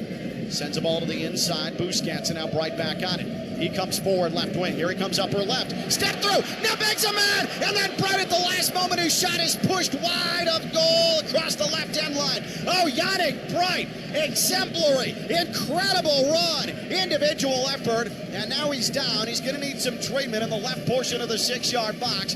Inter Miami's going to have a corner. Near side to far side, it was Romulo who had the ball go between his legs, was posterized by Yannick Bright, and Bright is sitting up, trying to gather himself. This Inter Miami corner brought to you by Leiter Rotter Smith, Ivy, and Fronrath, representing injured people and their families for more than 35 years. Visit foryourrights.com. We are into the 83rd minute. Inter Miami 1, Tigres 1. The crowd starting to buzz. Inter Miami a set piece opportunity. Again, near side to far side. Rodrigo to Paul to take it. It'll be a right-footed in-swinger for the Argentine, the former Atlético Madrid star, the world champion with Argentina. DePaul hits it with his right foot near post, headed down by Falcon. Lujan tried a flat-footed, right-footed shot, but it blasted off a defender. It's cleared, and Inter Miami is going to have to retrieve it in its defensive half, right side. Noah Allen tracks it down. This is better from Inter Miami. They've at least woken up, trying to ask some questions here in the last 10 minutes. Busquets rolls the ball, defensive half to the middle channel, left attacking half. Bright. Suarez on the right side. Now Weigand. Weigand, low cross. And there is a DePaul strike with a right foot. They're calling for a handball. The referee says play on. DePaul and Bright as well as Suarez are adamant this should be another Tigres handball, which led to the first Inter Miami goal. And the referee doesn't want to look at it. And that absolutely is a handball on the replay. VAR needs to intervene. There's a whistle on the far side, and I think VAR is going to get involved. And I think this is going to be Aquino again. Or did the referee just call a foul? No, I think he's... Yep, it is going to be a check at VAR. I'm telling you, Inter Miami's going back to the spot. This is going to be against Aquino again. Aquino is about to collect his second handball of the night. The hand was away from his body. Inter Miami is going to get a point to the spot. I can almost assure you, Inter Miami is about to get a penalty awarded. We take a look at it again. It clearly goes up an extended hand of Aquino at the top of the box. After DePaul made contact, and the official is indeed going to look at it. Here he goes to the monitor. And the crowd rises in anticipation. I believe this is going to go Inter Miami's way.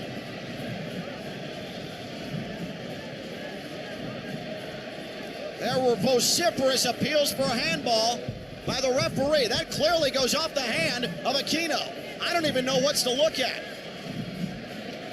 This should not be a very long review. Mario Escobar is the referee.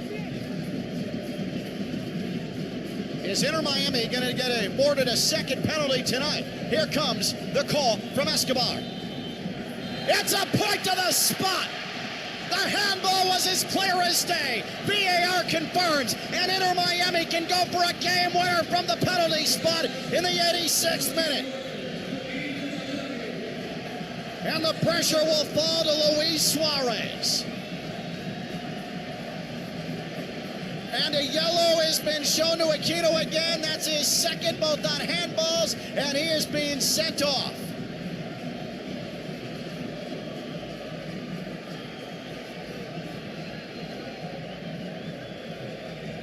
Oh, no, it's not Aquino, it's Brunetta who is called for the yellow. So Aquino does not get shown a yellow. It did not deny a potential goal-scoring opportunity. But Brunetta is shown yellow for dissent.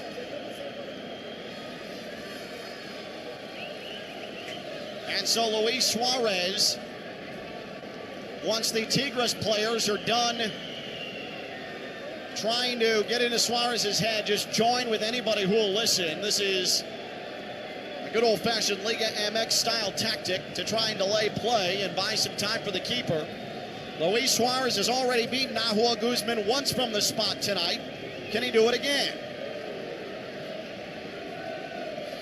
Inter Miami 1, Tigres 1. Inter Miami, a second handball penalty awarded. Luis Suarez in the 23rd converted the first. And now another yellow is shown. Was that to DePaul of Inter Miami, or was it to Gorriarán of Tigres? Meanwhile, while we get that sorted out, the moment of truth for Luis Suarez. Left side of the pitch. It's on the penalty spot. Suarez looks down at the ball, deep into his thoughts. The goalkeeper, Nahuel Guzman, takes a sip of water and stands right smack dab between both the left and right post. Luis Suarez to potentially send Inter Miami to the semifinal of the League's Cup. 88th minute penalty. Mario Escobar, the referee, stands up her left, blows his whistle. Suarez in the penalty arc, approaches the ball. Suarez chips it inside the right post. Luis Suarez, his second penalty conversion of the night. Inter Miami has a foot in the semifinal of the League's Cup. Inter Miami 2, Tigres 1, minute number 88, and now Inter Miami tries to hang on. Two handballs for Tigres, and Luis Suarez, masterful from the spot, both occasions. Guzman guessed the wrong way. It was a wide open goal for Suarez. Can Inter Miami make the great escape on a Wednesday night in South Florida?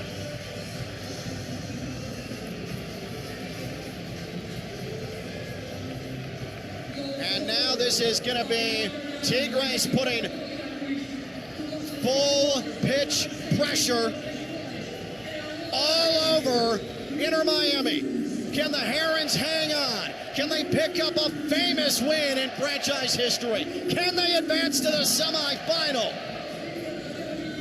We are about to hit the 90th minute. Play restarted. Here we go. 2-1 Inter Miami after the converted penalty. Herrera rushes all the way to the left of the box in the right attacking third. Swept out of play by Weigand. It'll be a deep far corner throw-in attacking third for Tigres. It's pushed back to the left of the midfield circle. Parada. Now Romulo in the center circle. On to Lainez. Lainez still about 40 feet away. Inter Miami needs to stay patient and smart defensively. Near touchline. Correa right attacking third. Got around Kromoski to the right of the box. His delivery. Tigres! Did they score on a header from right of the box? It went off the far post, and then it high-wire back to the goal line. It stayed out. It stayed out. The ball stayed out. I think the referee might look at it. VAR might look at it. There was a header from distance just inside the upper right. It went off the far post. It got by Ustari. I don't think it went fully across the goal line. It hit the goal line. The referee says play on. Oh, by centimeters, it remains 2-1 Inter Miami. On an absolutely prodigious header from the right area by Tigres. Inter Miami wins a ball in the midfield. They're trying to beat Guzman off his line. A long ball from the defensive half, and it goes out of play across the right end line. Oh, Allende tried to give it a go. And now Inter Miami's going to substitute in. It'll be Tomas Aviles to come on for Inter Miami. Seldom used these days, and now in a big spot, he's going to take off Tadeo Allende. Oh, blood pressure is high right now. Both Inter Miami fans and Tigres supporters.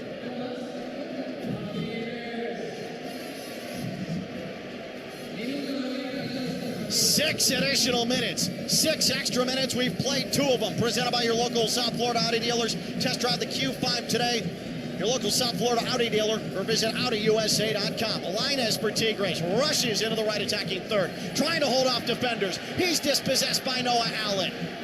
Now Kromoski to the inside in the defensive half. DePaul has it for Inter Miami. Got around 3 defenders, galloping into space, running behind, and he's able to thread a ball between 3 Tigres players. Near side to far side in the defensive third. Now Inter Miami on the run. Weigott coming to the right of the box, left attacking third, cross to the middle. Wanted DePaul in the penalty spot portion of the area. Slid away by Tigres.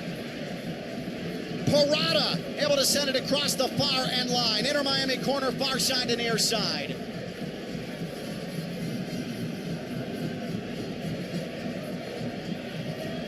So Inter Miami is going to take its time. It'll be DePaul on the far side.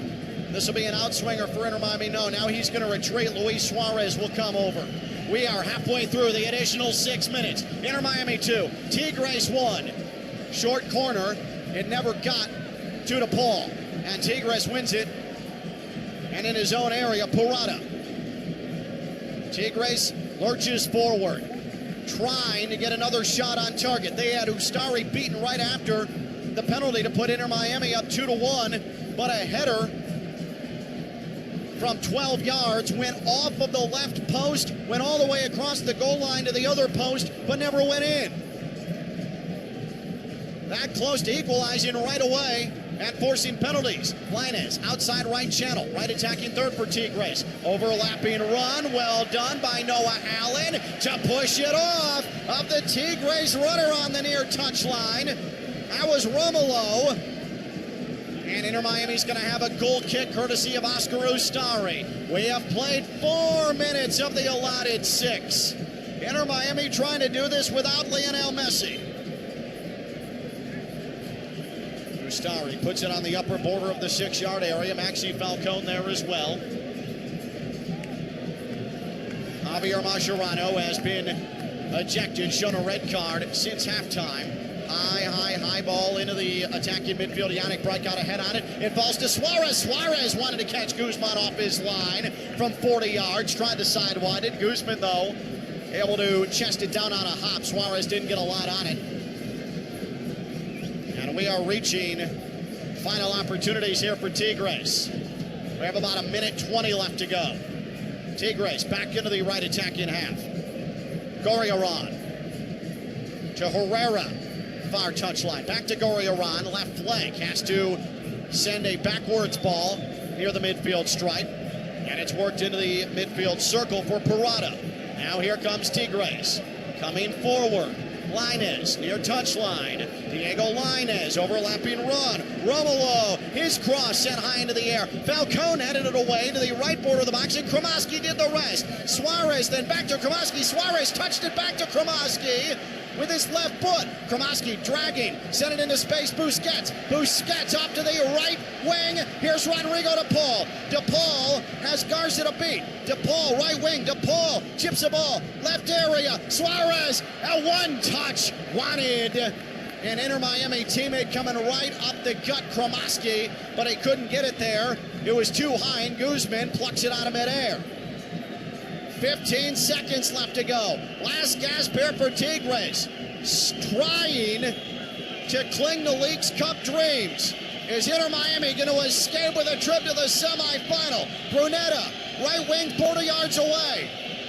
Now Romolo, outside right channel.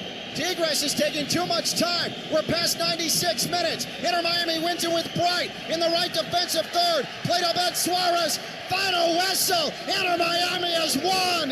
Inter Miami behind Luis Suarez and his 2 penalty conversions advances to the semifinal of the Leagues Cup. No Lionel Messi, and Inter Miami finds a way. An absolute grind. An immense amount of fortitude. And Inter Miami is 2 wins away from a Leagues Cup championship.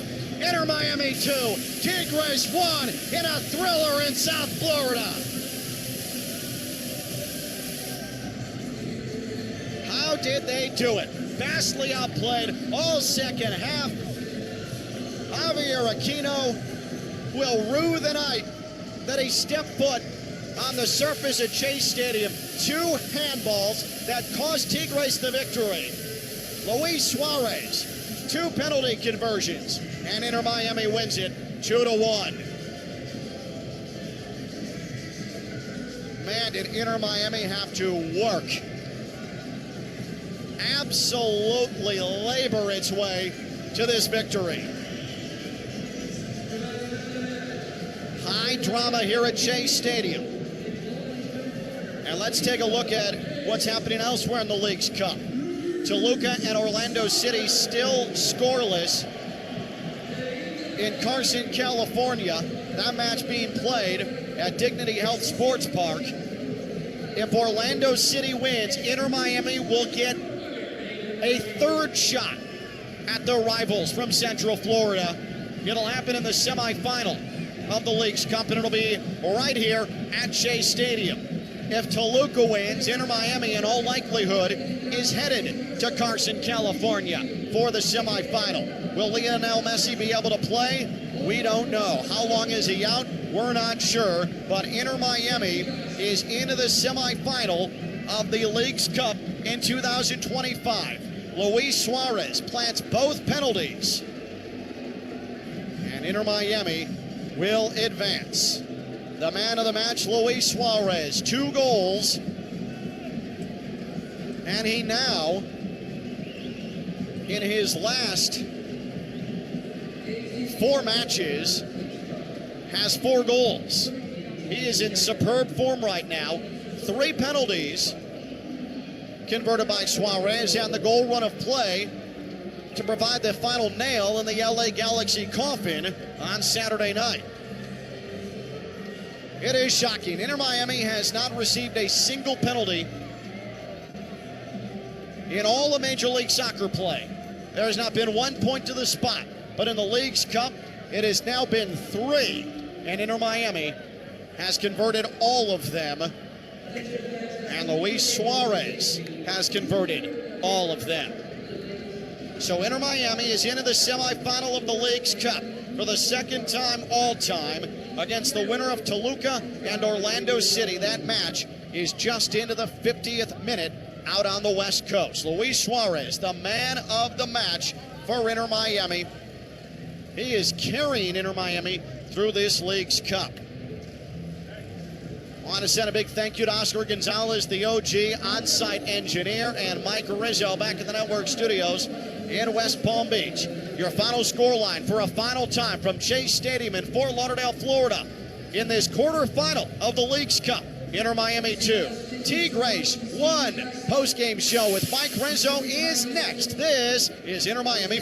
Speeding is dangerous. To other drivers, to people walking or biking, speeding catches up with you. Tickets, crashes, or even worse, slow the fast down. Safe speeds save lives. Go safely, California. From the California Office of Traffic Safety and Caltrans. Get ready for the Lodi Grape Festival. Live life in the fast lane with 4 action-packed days of food, carnival rides, petting zoo, puppy pal show, live music, and dancing. There's never a dull moment at the Lodi Grape Festival. For festival information and discount tickets, visit grapefestival.com. That's grapefestival.com. Or purchase them at Food for Less in Lodi, or on Wilson Way in Stockton, at Rancho San Miguel in Lodi, or on Airport Way in Stockton, or at the festival office. The Lodi Grape Festival is September 11th through the 14th. See you there. The ocean delights us. Some marvel at the colorful world below the surface.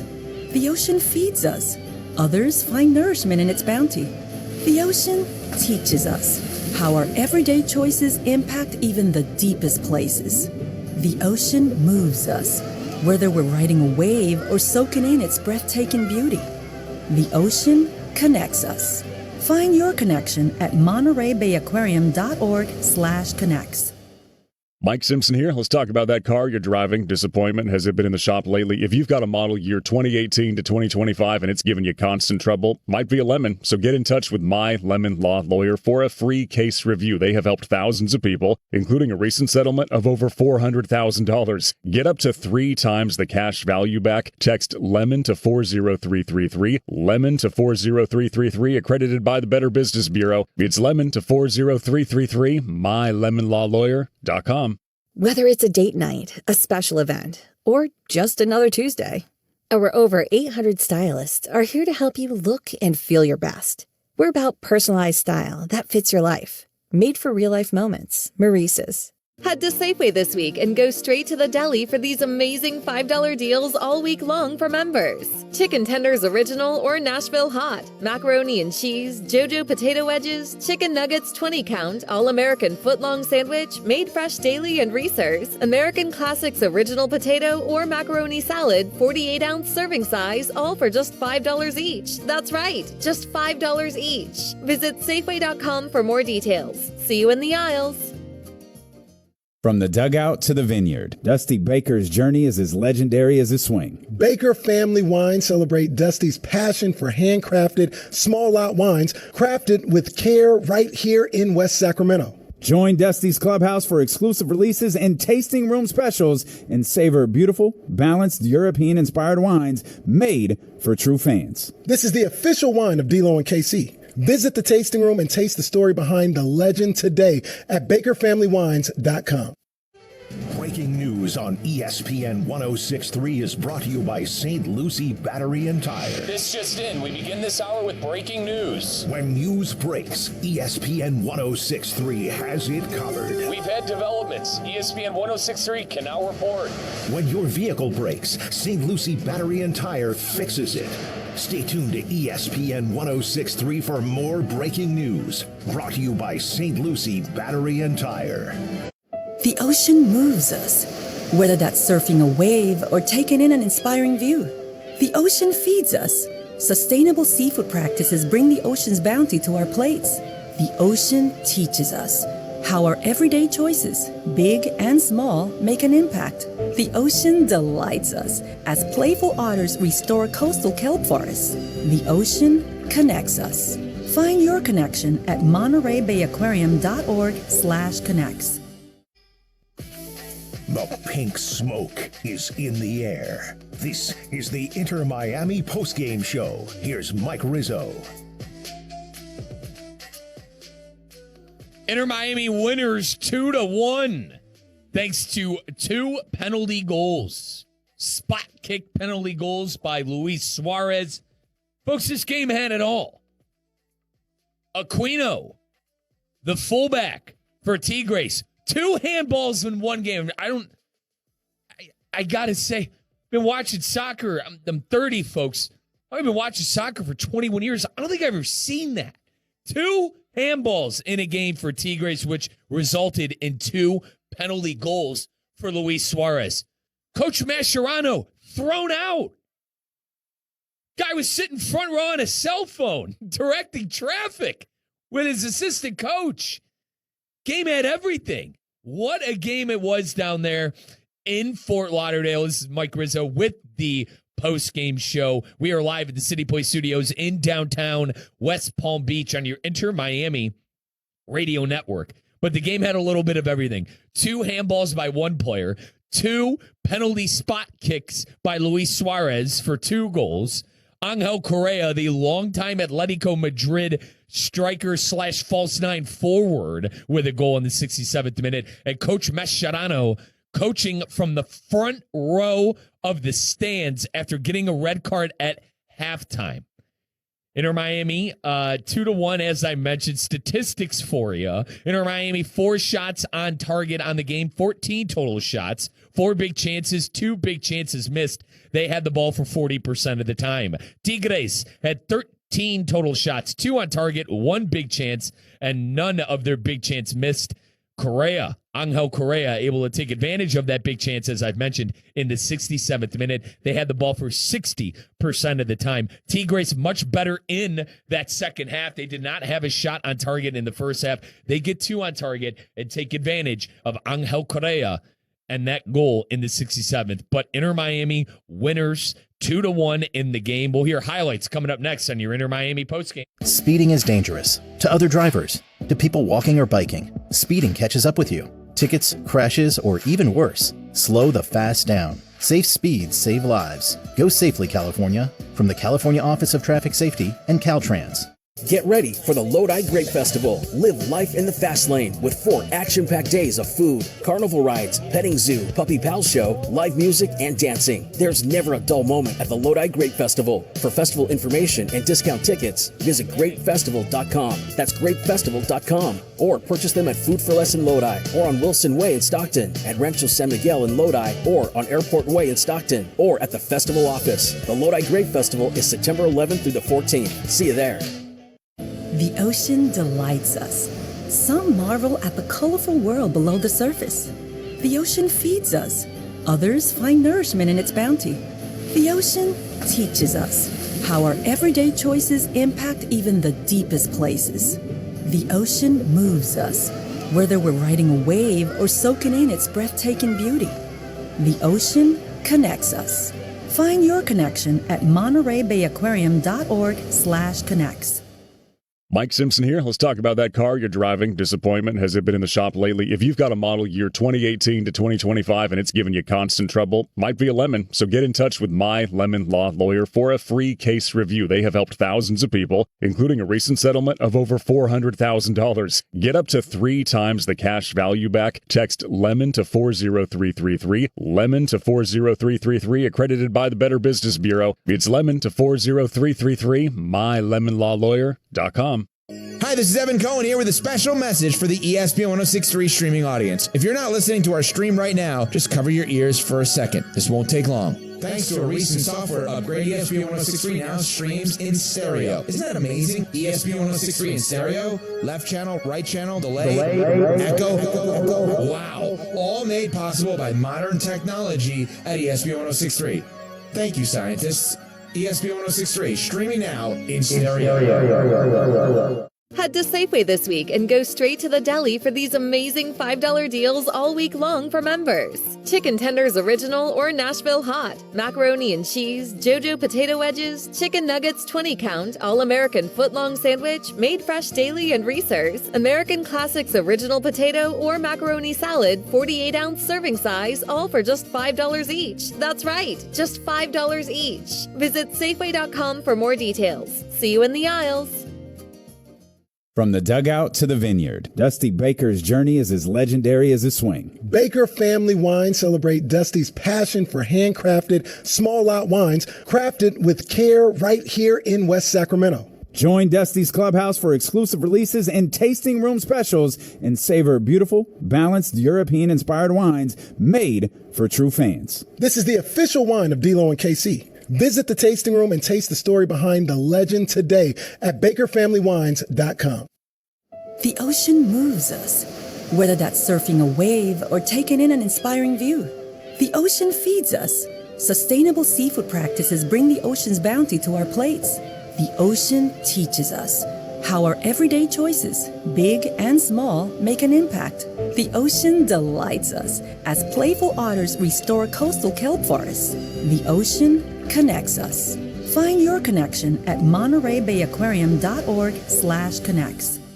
This summer, beat the heat and hydrate like the pros with Primo Brands, the official water of Major League Baseball. From Poland Spring to Pure Life to Saratoga, sparkling, still, or flavored, Primo delivers your favorite premium waters right to your door. Whether it's a few cases for the big game or 5-gallon bottles for the whole household, we've got you covered at water.com. With flexible delivery schedules, you call the shots. No heavy lifting, no last-minute store runs, just cold, refreshing water when you need it. Step up to the plate and stay refreshed all season long. Order now at water.com for exclusive offers. Major League Baseball trademarks used with permission. And if you've been struggling to get pregnant, you know what the month after month disappointment feels like. You get your hopes up thinking, okay, this might be it. And then when it doesn't happen, you're depressed, you're frustrated, you feel like you're letting your partner down, that there's something wrong with you. Well, California IVF is here to help. They have an incredibly high success rate and help couples all over the world live their dream of becoming parents. Start your IVF journey today. Go to CaliforniaIVF.com for more details. That's CaliforniaIVF.com. Auto insurance rates start as low as 99 cents a day and launch your policy within minutes. Freeway Insurance understands that everybody wants to save, and sometimes they need to do it fast. Freeway Insurance has the best prices, the best options, and can get you insured in minutes. The Freeway team can help you save time and money with an instant quote made to fit your budget. For great auto insurance at an affordable price, Freeway Insurance is the answer. Visit freeway.com or tap the link below. Freeway, driving savings. Some restrictions and fees may apply. Quoted price for liability premium only. Kaiser University. The pink smoke is in the air. This is the Inter Miami postgame show. Here's Mike Rizzo. Coach Mascherano thrown out of the game, but able to sit front row and direct orders via a telephone with an assistant coach. Folks, I have seen it all. Game had a little bit of everything. Coach Mascherano thrown out, barking orders on a cell phone. That's my coach, baby. That's my kind of coach. Aquino, the right back for Tigres, 2 handballs, which led to 2 Luis Suarez goals and a decisive victory for Inter Miami in the 90-plus. No need to go to penalties. And how Leagues Cup works, if it's tied at the end of the game, there's no extra time. You go right to PKs. You go right to penalties. So Inter Miami able to avoid that after the second Aquino handball. Let's hear some highlights. So I got 3 highlights for you guys. Luis Suarez 2 penalty kicks and Angel Correa's goal to tie things 1-1. Let's hear Suarez's first penalty. Voice of the Inter Miami Herons, Ken LaVicka on the call. We await the whistle. There it is from the referee. Suarez approaches, right foot, and he planted it to the right portion of goal. Guzman guessed correctly, but he couldn't get a touch on it. Luis Suarez converts the penalty. Inter Miami 1, Tigres 0. Minute number 23. What a start for Messi-less Inter Miami. Luis Suarez continues to dominate from the penalty spot. The handball from Javier Aquino of Tigres, and Inter Miami's on the front foot.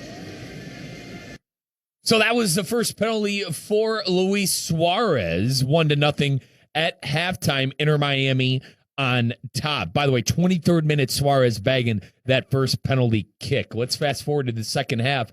Tigres put on the pressure. Let's give them some credit. They put on the pressure in that second half, and Angel Correa tied things up 1-1 in the 67th. Now Correa could not get on the end of a pass from Brunetta, but now he has it. Left box, 1v1 against Ustari, and he beat him underneath a sliding left leg. A mistake in the back defensively for Inter Miami. Angel Correa has his 5th goal in Leagues Cup play. We are level at 1 in the 66th minute. That is his 5th goal in Leagues Cup play. That is his 6th overall goal in 8 games. Angel Correa on fire for Tigres this season. So 6 total goals in all competitions for one of the, I would say, better players in Atletico Madrid recent history. Had over 450 appearances for the La Liga side on the top flight Spanish league and 88 total goals. Correa finding the back of the net and tying things up in the 67th. But let's fast forward to about the 87th. Now, The handball happened in about the 86th minute. The referee got signaled to go look at it on the monitor. The referee took a look at it on the monitor, stopped play, took a look at it on the monitor. It was not called a handball. So the first handball by Aquino was called a handball by the referee on the field. The second one, the VAR officials issued the head referee to take a look at it on the video replay. Head referee took a look at it. Aquino, second handball of the game, and Luis Suarez, second time at the spot. Stands upper left, blows his whistle. Suarez in the penalty arc, approaches the ball. Suarez chips it inside the right post. Luis Suarez, his second penalty conversion of the night. Inter Miami has a foot in the semifinal of the League's Cup. Inter Miami 2, Tigres 1, minute number 88, and now Inter Miami tries to hang on. Now, Tigres had one more shot to tie the game. It was a header, and it played ping pong or pinball, one of the two. Folks, it hit off one side of the post, went to the other side of the post, and didn't roll in somehow. Inter Miami escaping trouble and escaping with the victory, 2-1 in the game. Let's take a look at the other League's Cup fixture, the other quarterfinal fixture on Inter Miami's side. So Inter Miami is now in the semifinals of League's Cup. They will take on the winner of Toluca and Orlando City, and that is the game going on right now. This one is being played at Dignity Health Sports Park. 0-0 in the 65th minute. Okay, listen. Orlando City has beaten our Herons twice already this season. I would like to not see them again, personally.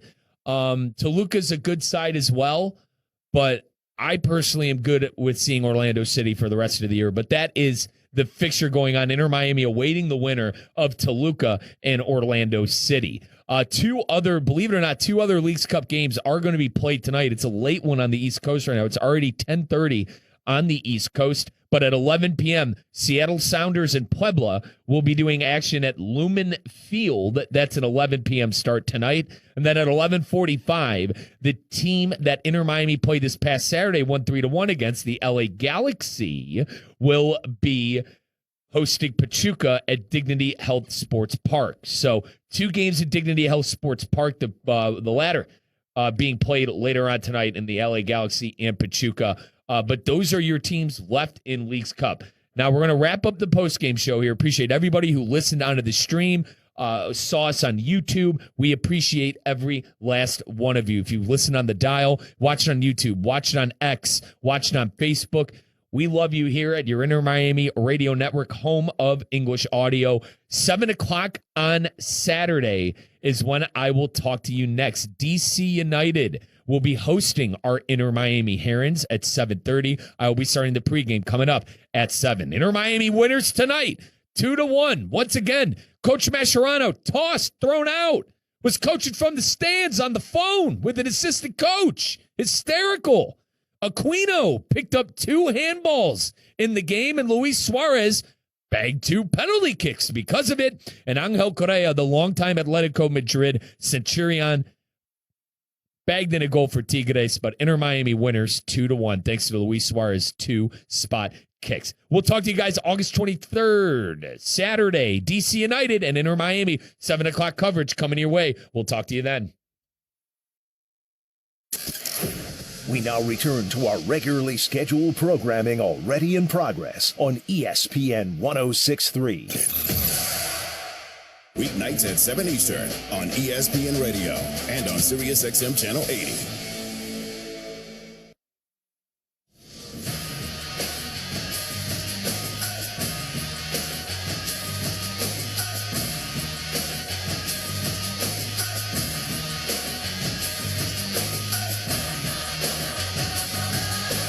This is SportsCenter. I'm Ed Benkin. We start with baseball and several contending teams looking to move up in the standings. The Yankees have been on a roll. They let a 3-1 lead slip away to the Rays as Tampa forced extra innings tonight. However, New York has just played at 3 in the top of the 10th to take a 6-3 lead. The Royals are going for their 6th straight win. They are tied with the Rangers in the 9th inning at 3. The Cubs are trying to make it 3 out of 4 against the Brewers. They're in the 9th inning at Wrigley Field, and Chicago holds a 4-3 lead. The Reds have a 1-0 lead over the Angels. A Cincinnati win would pull the Reds into a virtual tie for the last wildcard spot with the Mets, who lost to the Nationals 5-4. To the NFL, where a report in the Kansas City Star says last year a bullet penetrated the glass in Andy Reid's office at the Chiefs practice facility. The coach was unharmed, and the office now has bulletproof glass. Chiefs have declined comment further on the report. 49ers coach Kyle Shanahan told KNBR Radio that receiver Demarcus Robinson's suspension will be for 3 games to start the season. And according to ESPN's Adam Schefter, the Chiefs have sent wideout Sky Moore to the 49ers. 2027 draft picks will be swapped as well in the deal. ESPN 49ers reporter Nick Wagner talked about the state of the receivers in San Francisco. Right now, here's what we know. Demarcus Robinson is going to be suspended for the first 3 games of the season following pleading no contest to a misdemeanor DUI in early July. Brandon Ayuk is not going to be available as he works back from a knee injury.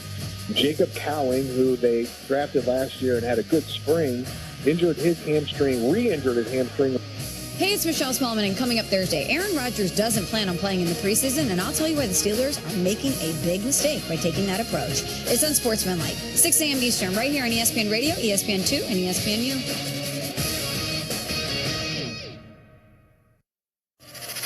I'll start off by letting everyone know that Daniel Jones will be our starting quarterback this season. I thought the competition in training camp was great by both of those guys. You drafted Anthony Richardson at number 4, who only started 13 games at the University of Florida. Where was the plan?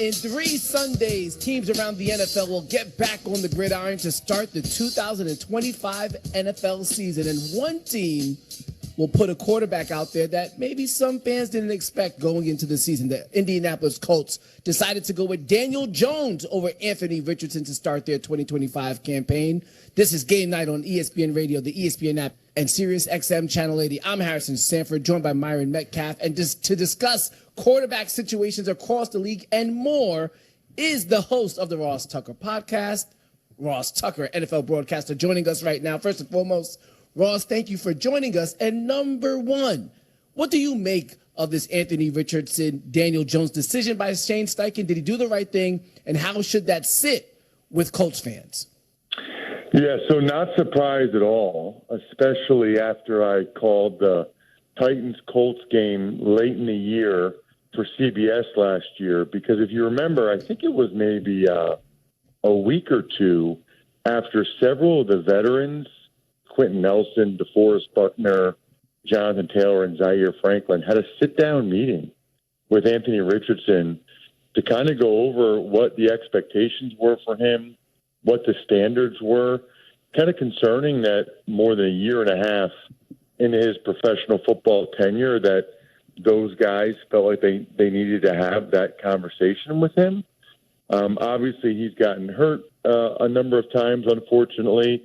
I think we all can see the tantalizing ability and talent, but I think this is also always sort of the disconnect between fans, media, and honestly, guys, even some like front office executives and scouts versus coaches. Fans, they want upside. They want the guy with the traits. They want potential. You know, they know how young Anthony was when they drafted him. They want to develop him and see that thing through. I think coaches, and I can speak to this having played for 5 teams, they really want guys that are consistent. I think they want guys that they feel like they can trust, that will execute the play as it's called.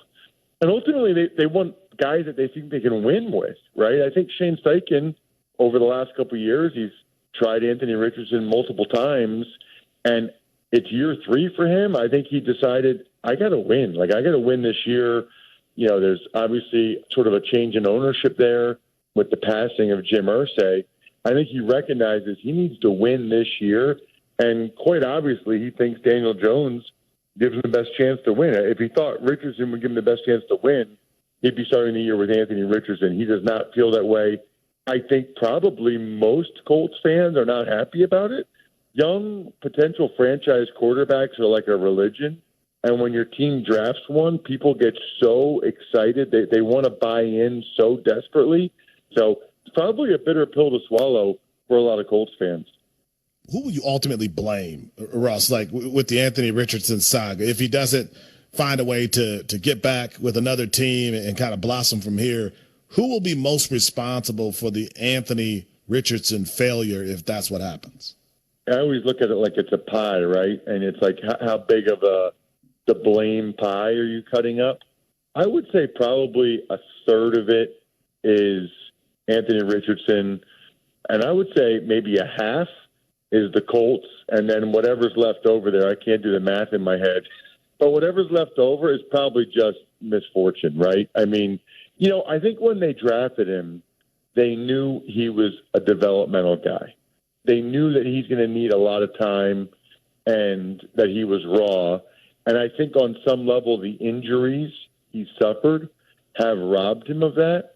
That said, you know, part of those injuries were kind of his fault, right? Like his decision-making.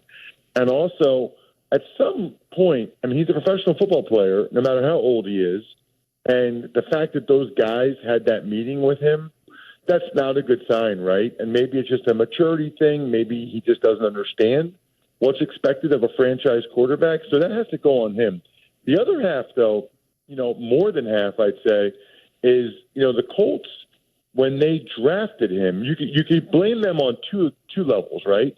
Number one, did they not do enough due diligence when they drafted him, right? Like, did they not do enough due diligence about whatever his work ethic or professionalism would be, whatever, you know, they felt like he could do in terms of being able to run the offense effectively? It's one of the craziest things, guys. He's made in 2 years a couple of the most incredible plays I've ever seen a quarterback make. But then he misses layups.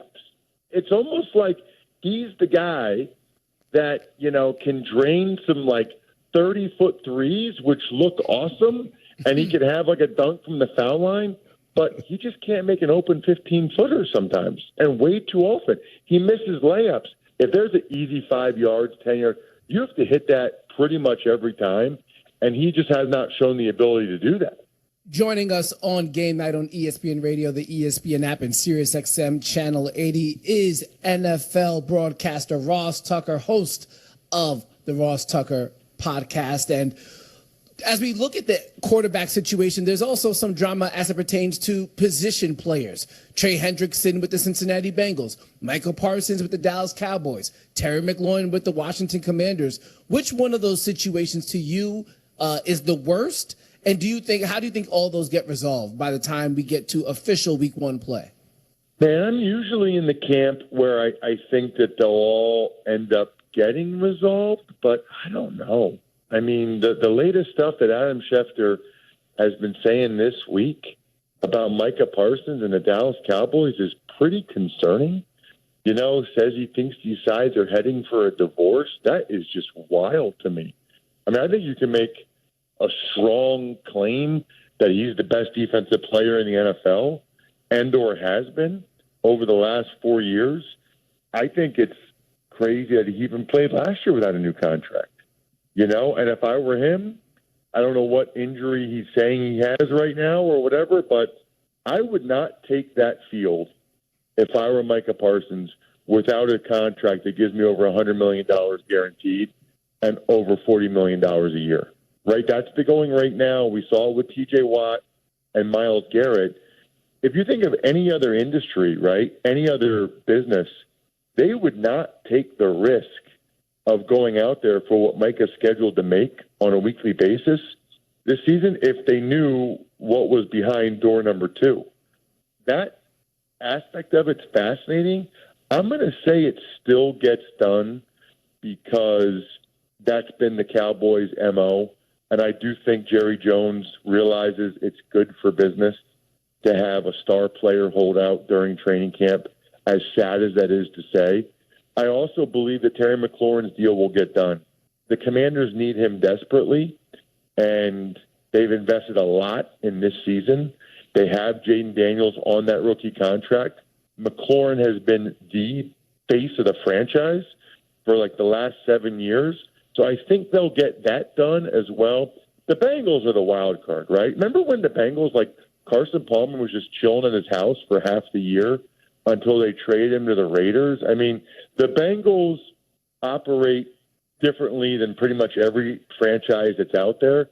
They are stubborn enough to just not pay Hendrickson or to fine him or for him to not play and then be okay with it. There's certain organizations where things like this just don't happen. When's the last time the Eagles had like a contract issue with a player? You know, even a couple years ago when they saw what was coming with Hassan Reddick, they traded him to the Jets. Like, they were way ahead of it. They knew it was going to be an issue. So they traded him to the Jets, and we all saw what that was like last year for the Jets. And so if you're a team like the Bengals or the Cowboys in particular, if your contract philosophy is to do the opposite of what the Eagles do, you probably need to really reevaluate things. Ross Tucker joining us, the host of the Ross Tucker podcast. Ross, before you get out of here, I know you've been spending some time working with FutureFans.com, a site that's dedicated to getting kids to love and understand the game. I know I love and understand it, but tell me about your involvement with FutureFans.com. Well, it's funny. You guys will appreciate this because the guys that invented it are actually Bengals fans. That 3 years ago, when the Bengals went to the Super Bowl against the Rams, they couldn't get their kids to sit down and watch the games with them. I don't know if you guys have kids, but like I'm telling you, my daughter's like kids between ages of 3 to 12, 13. It is really hard to get them to sit on the couch and watch the game with you like we used to with our dads. I mean, really hard. They just don't want to do it. They want to be on their iPad. They want to be doing something else. And I know that the leagues, every league, NBA, Major League Baseball, NFL, they're all scared to death about it because the kids don't really want to sit there and watch a whole game. These guys have kind of cracked the code. So if you have kids, if you have nieces, nephews, grandkids, anybody, give them this as a gift, futurefans.com, because it's really not only a gift for your kids, it's really a gift for yourself to be able to get that fandom and then that shared experience of 3 hours every Sunday that you want to have with them for years and years. These guys have cracked the code. Check out what they've done. It's futurefans.com. Future fans, there's a reason why all these leagues are talking with these guys is because they realize they might have the solution for how to get young people to understand and love sports. And not just football, by the way. Futurefans.com. FutureFans.com. Make sure you check it out. Ross Tucker, host of the Ross Tucker podcast, joining us on Game Night on ESPN Radio. Make sure you check him out on all things social, including on X at Ross Tucker NFL. Ross, have a good night. Thank you for joining us. My pleasure. Thank you guys so much for having me. You guys do a great job. Shout out to Ross for joining us tonight on this Wednesday evening. Got a quick update for you guys on the diamond as it pertains to the Giants and Padres game. Giants starting pitcher Landon Roop was just carted off the field, hit on the backside by a line drive up the middle. As he was spinning around, appeared to injure his left knee. We'll be sure to keep you guys updated as they become available.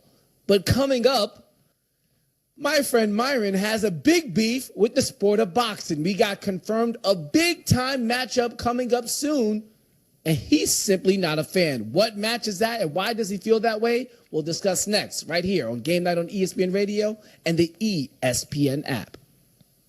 This weekend on ESPN Radio, fierce rivals go head-to-head as the hunt for October heats up. Let's go light up the night. Aaron Judge has gone deep. The Red Sox at the Yankees. Coverage begins Saturday at 12:30 Eastern and Sunday at 6 Eastern on ESPN Radio and on the ESPN app. Presented by Progressive Insurance.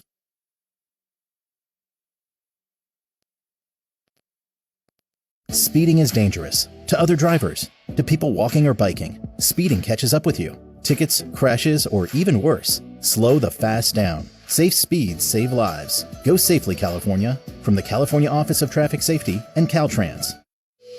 A resort destination beyond compare, yet conveniently close to home.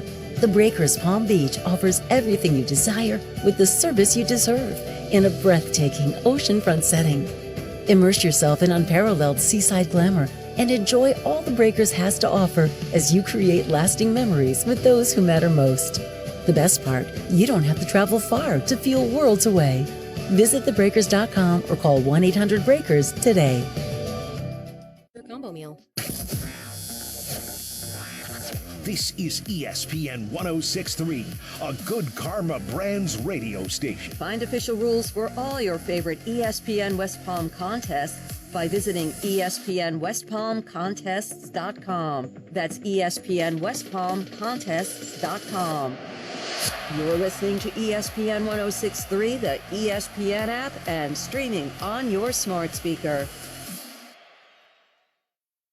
ESPN West Palm is highlighting the best performance of the week, presented by Baptist Health Orthopedic Care. Every week, a different team will be featured across ESPN 106.3 and ESPN West Palm Play. The winning performance receives $500, courtesy of Baptist Health Orthopedic Care. Do you know a team, player, or school with a killer performance? Nominate them by emailing highschool@espnwestpalm.com. Baptist Health Orthopedic Care. Go where the pro. Get ready for the Lodi Grape Festival. Live life in the fast lane with 4 action-packed days of food, carnival rides, petting zoo, puppy pal show, live music, and dancing. There's never a dull moment at the Lodi Grape Festival. For festival information and discount tickets, visit grapefestival.com. That's grapefestival.com. Or purchase them at Food for Less in Lodi, or on Wilson Way in Stockton, at Rancho San Miguel in Lodi, or on Airport Way in Stockton, or at the festival office. The Lodi Grape Festival is September 11th through the 14th. See you there. The ocean delights us. Some marvel at the colorful world below the surface. The ocean feeds us. Others find nourishment in its bounty. The ocean teaches us how our everyday choices impact even the deepest places. The ocean moves us, whether we're riding a wave or soaking in its breathtaking beauty. The ocean connects us. Find your connection at MontereyBayAquarium.org/connects. Management program. Chris Davis takes it. He'll run it out to the 20, 30, 40. There goes Davis. Oh, my God. Davis is going to run it all the way back. Auburn's going to win the football game. He ran it back 109 yards. This is ESPN 106.3. Oh, my God.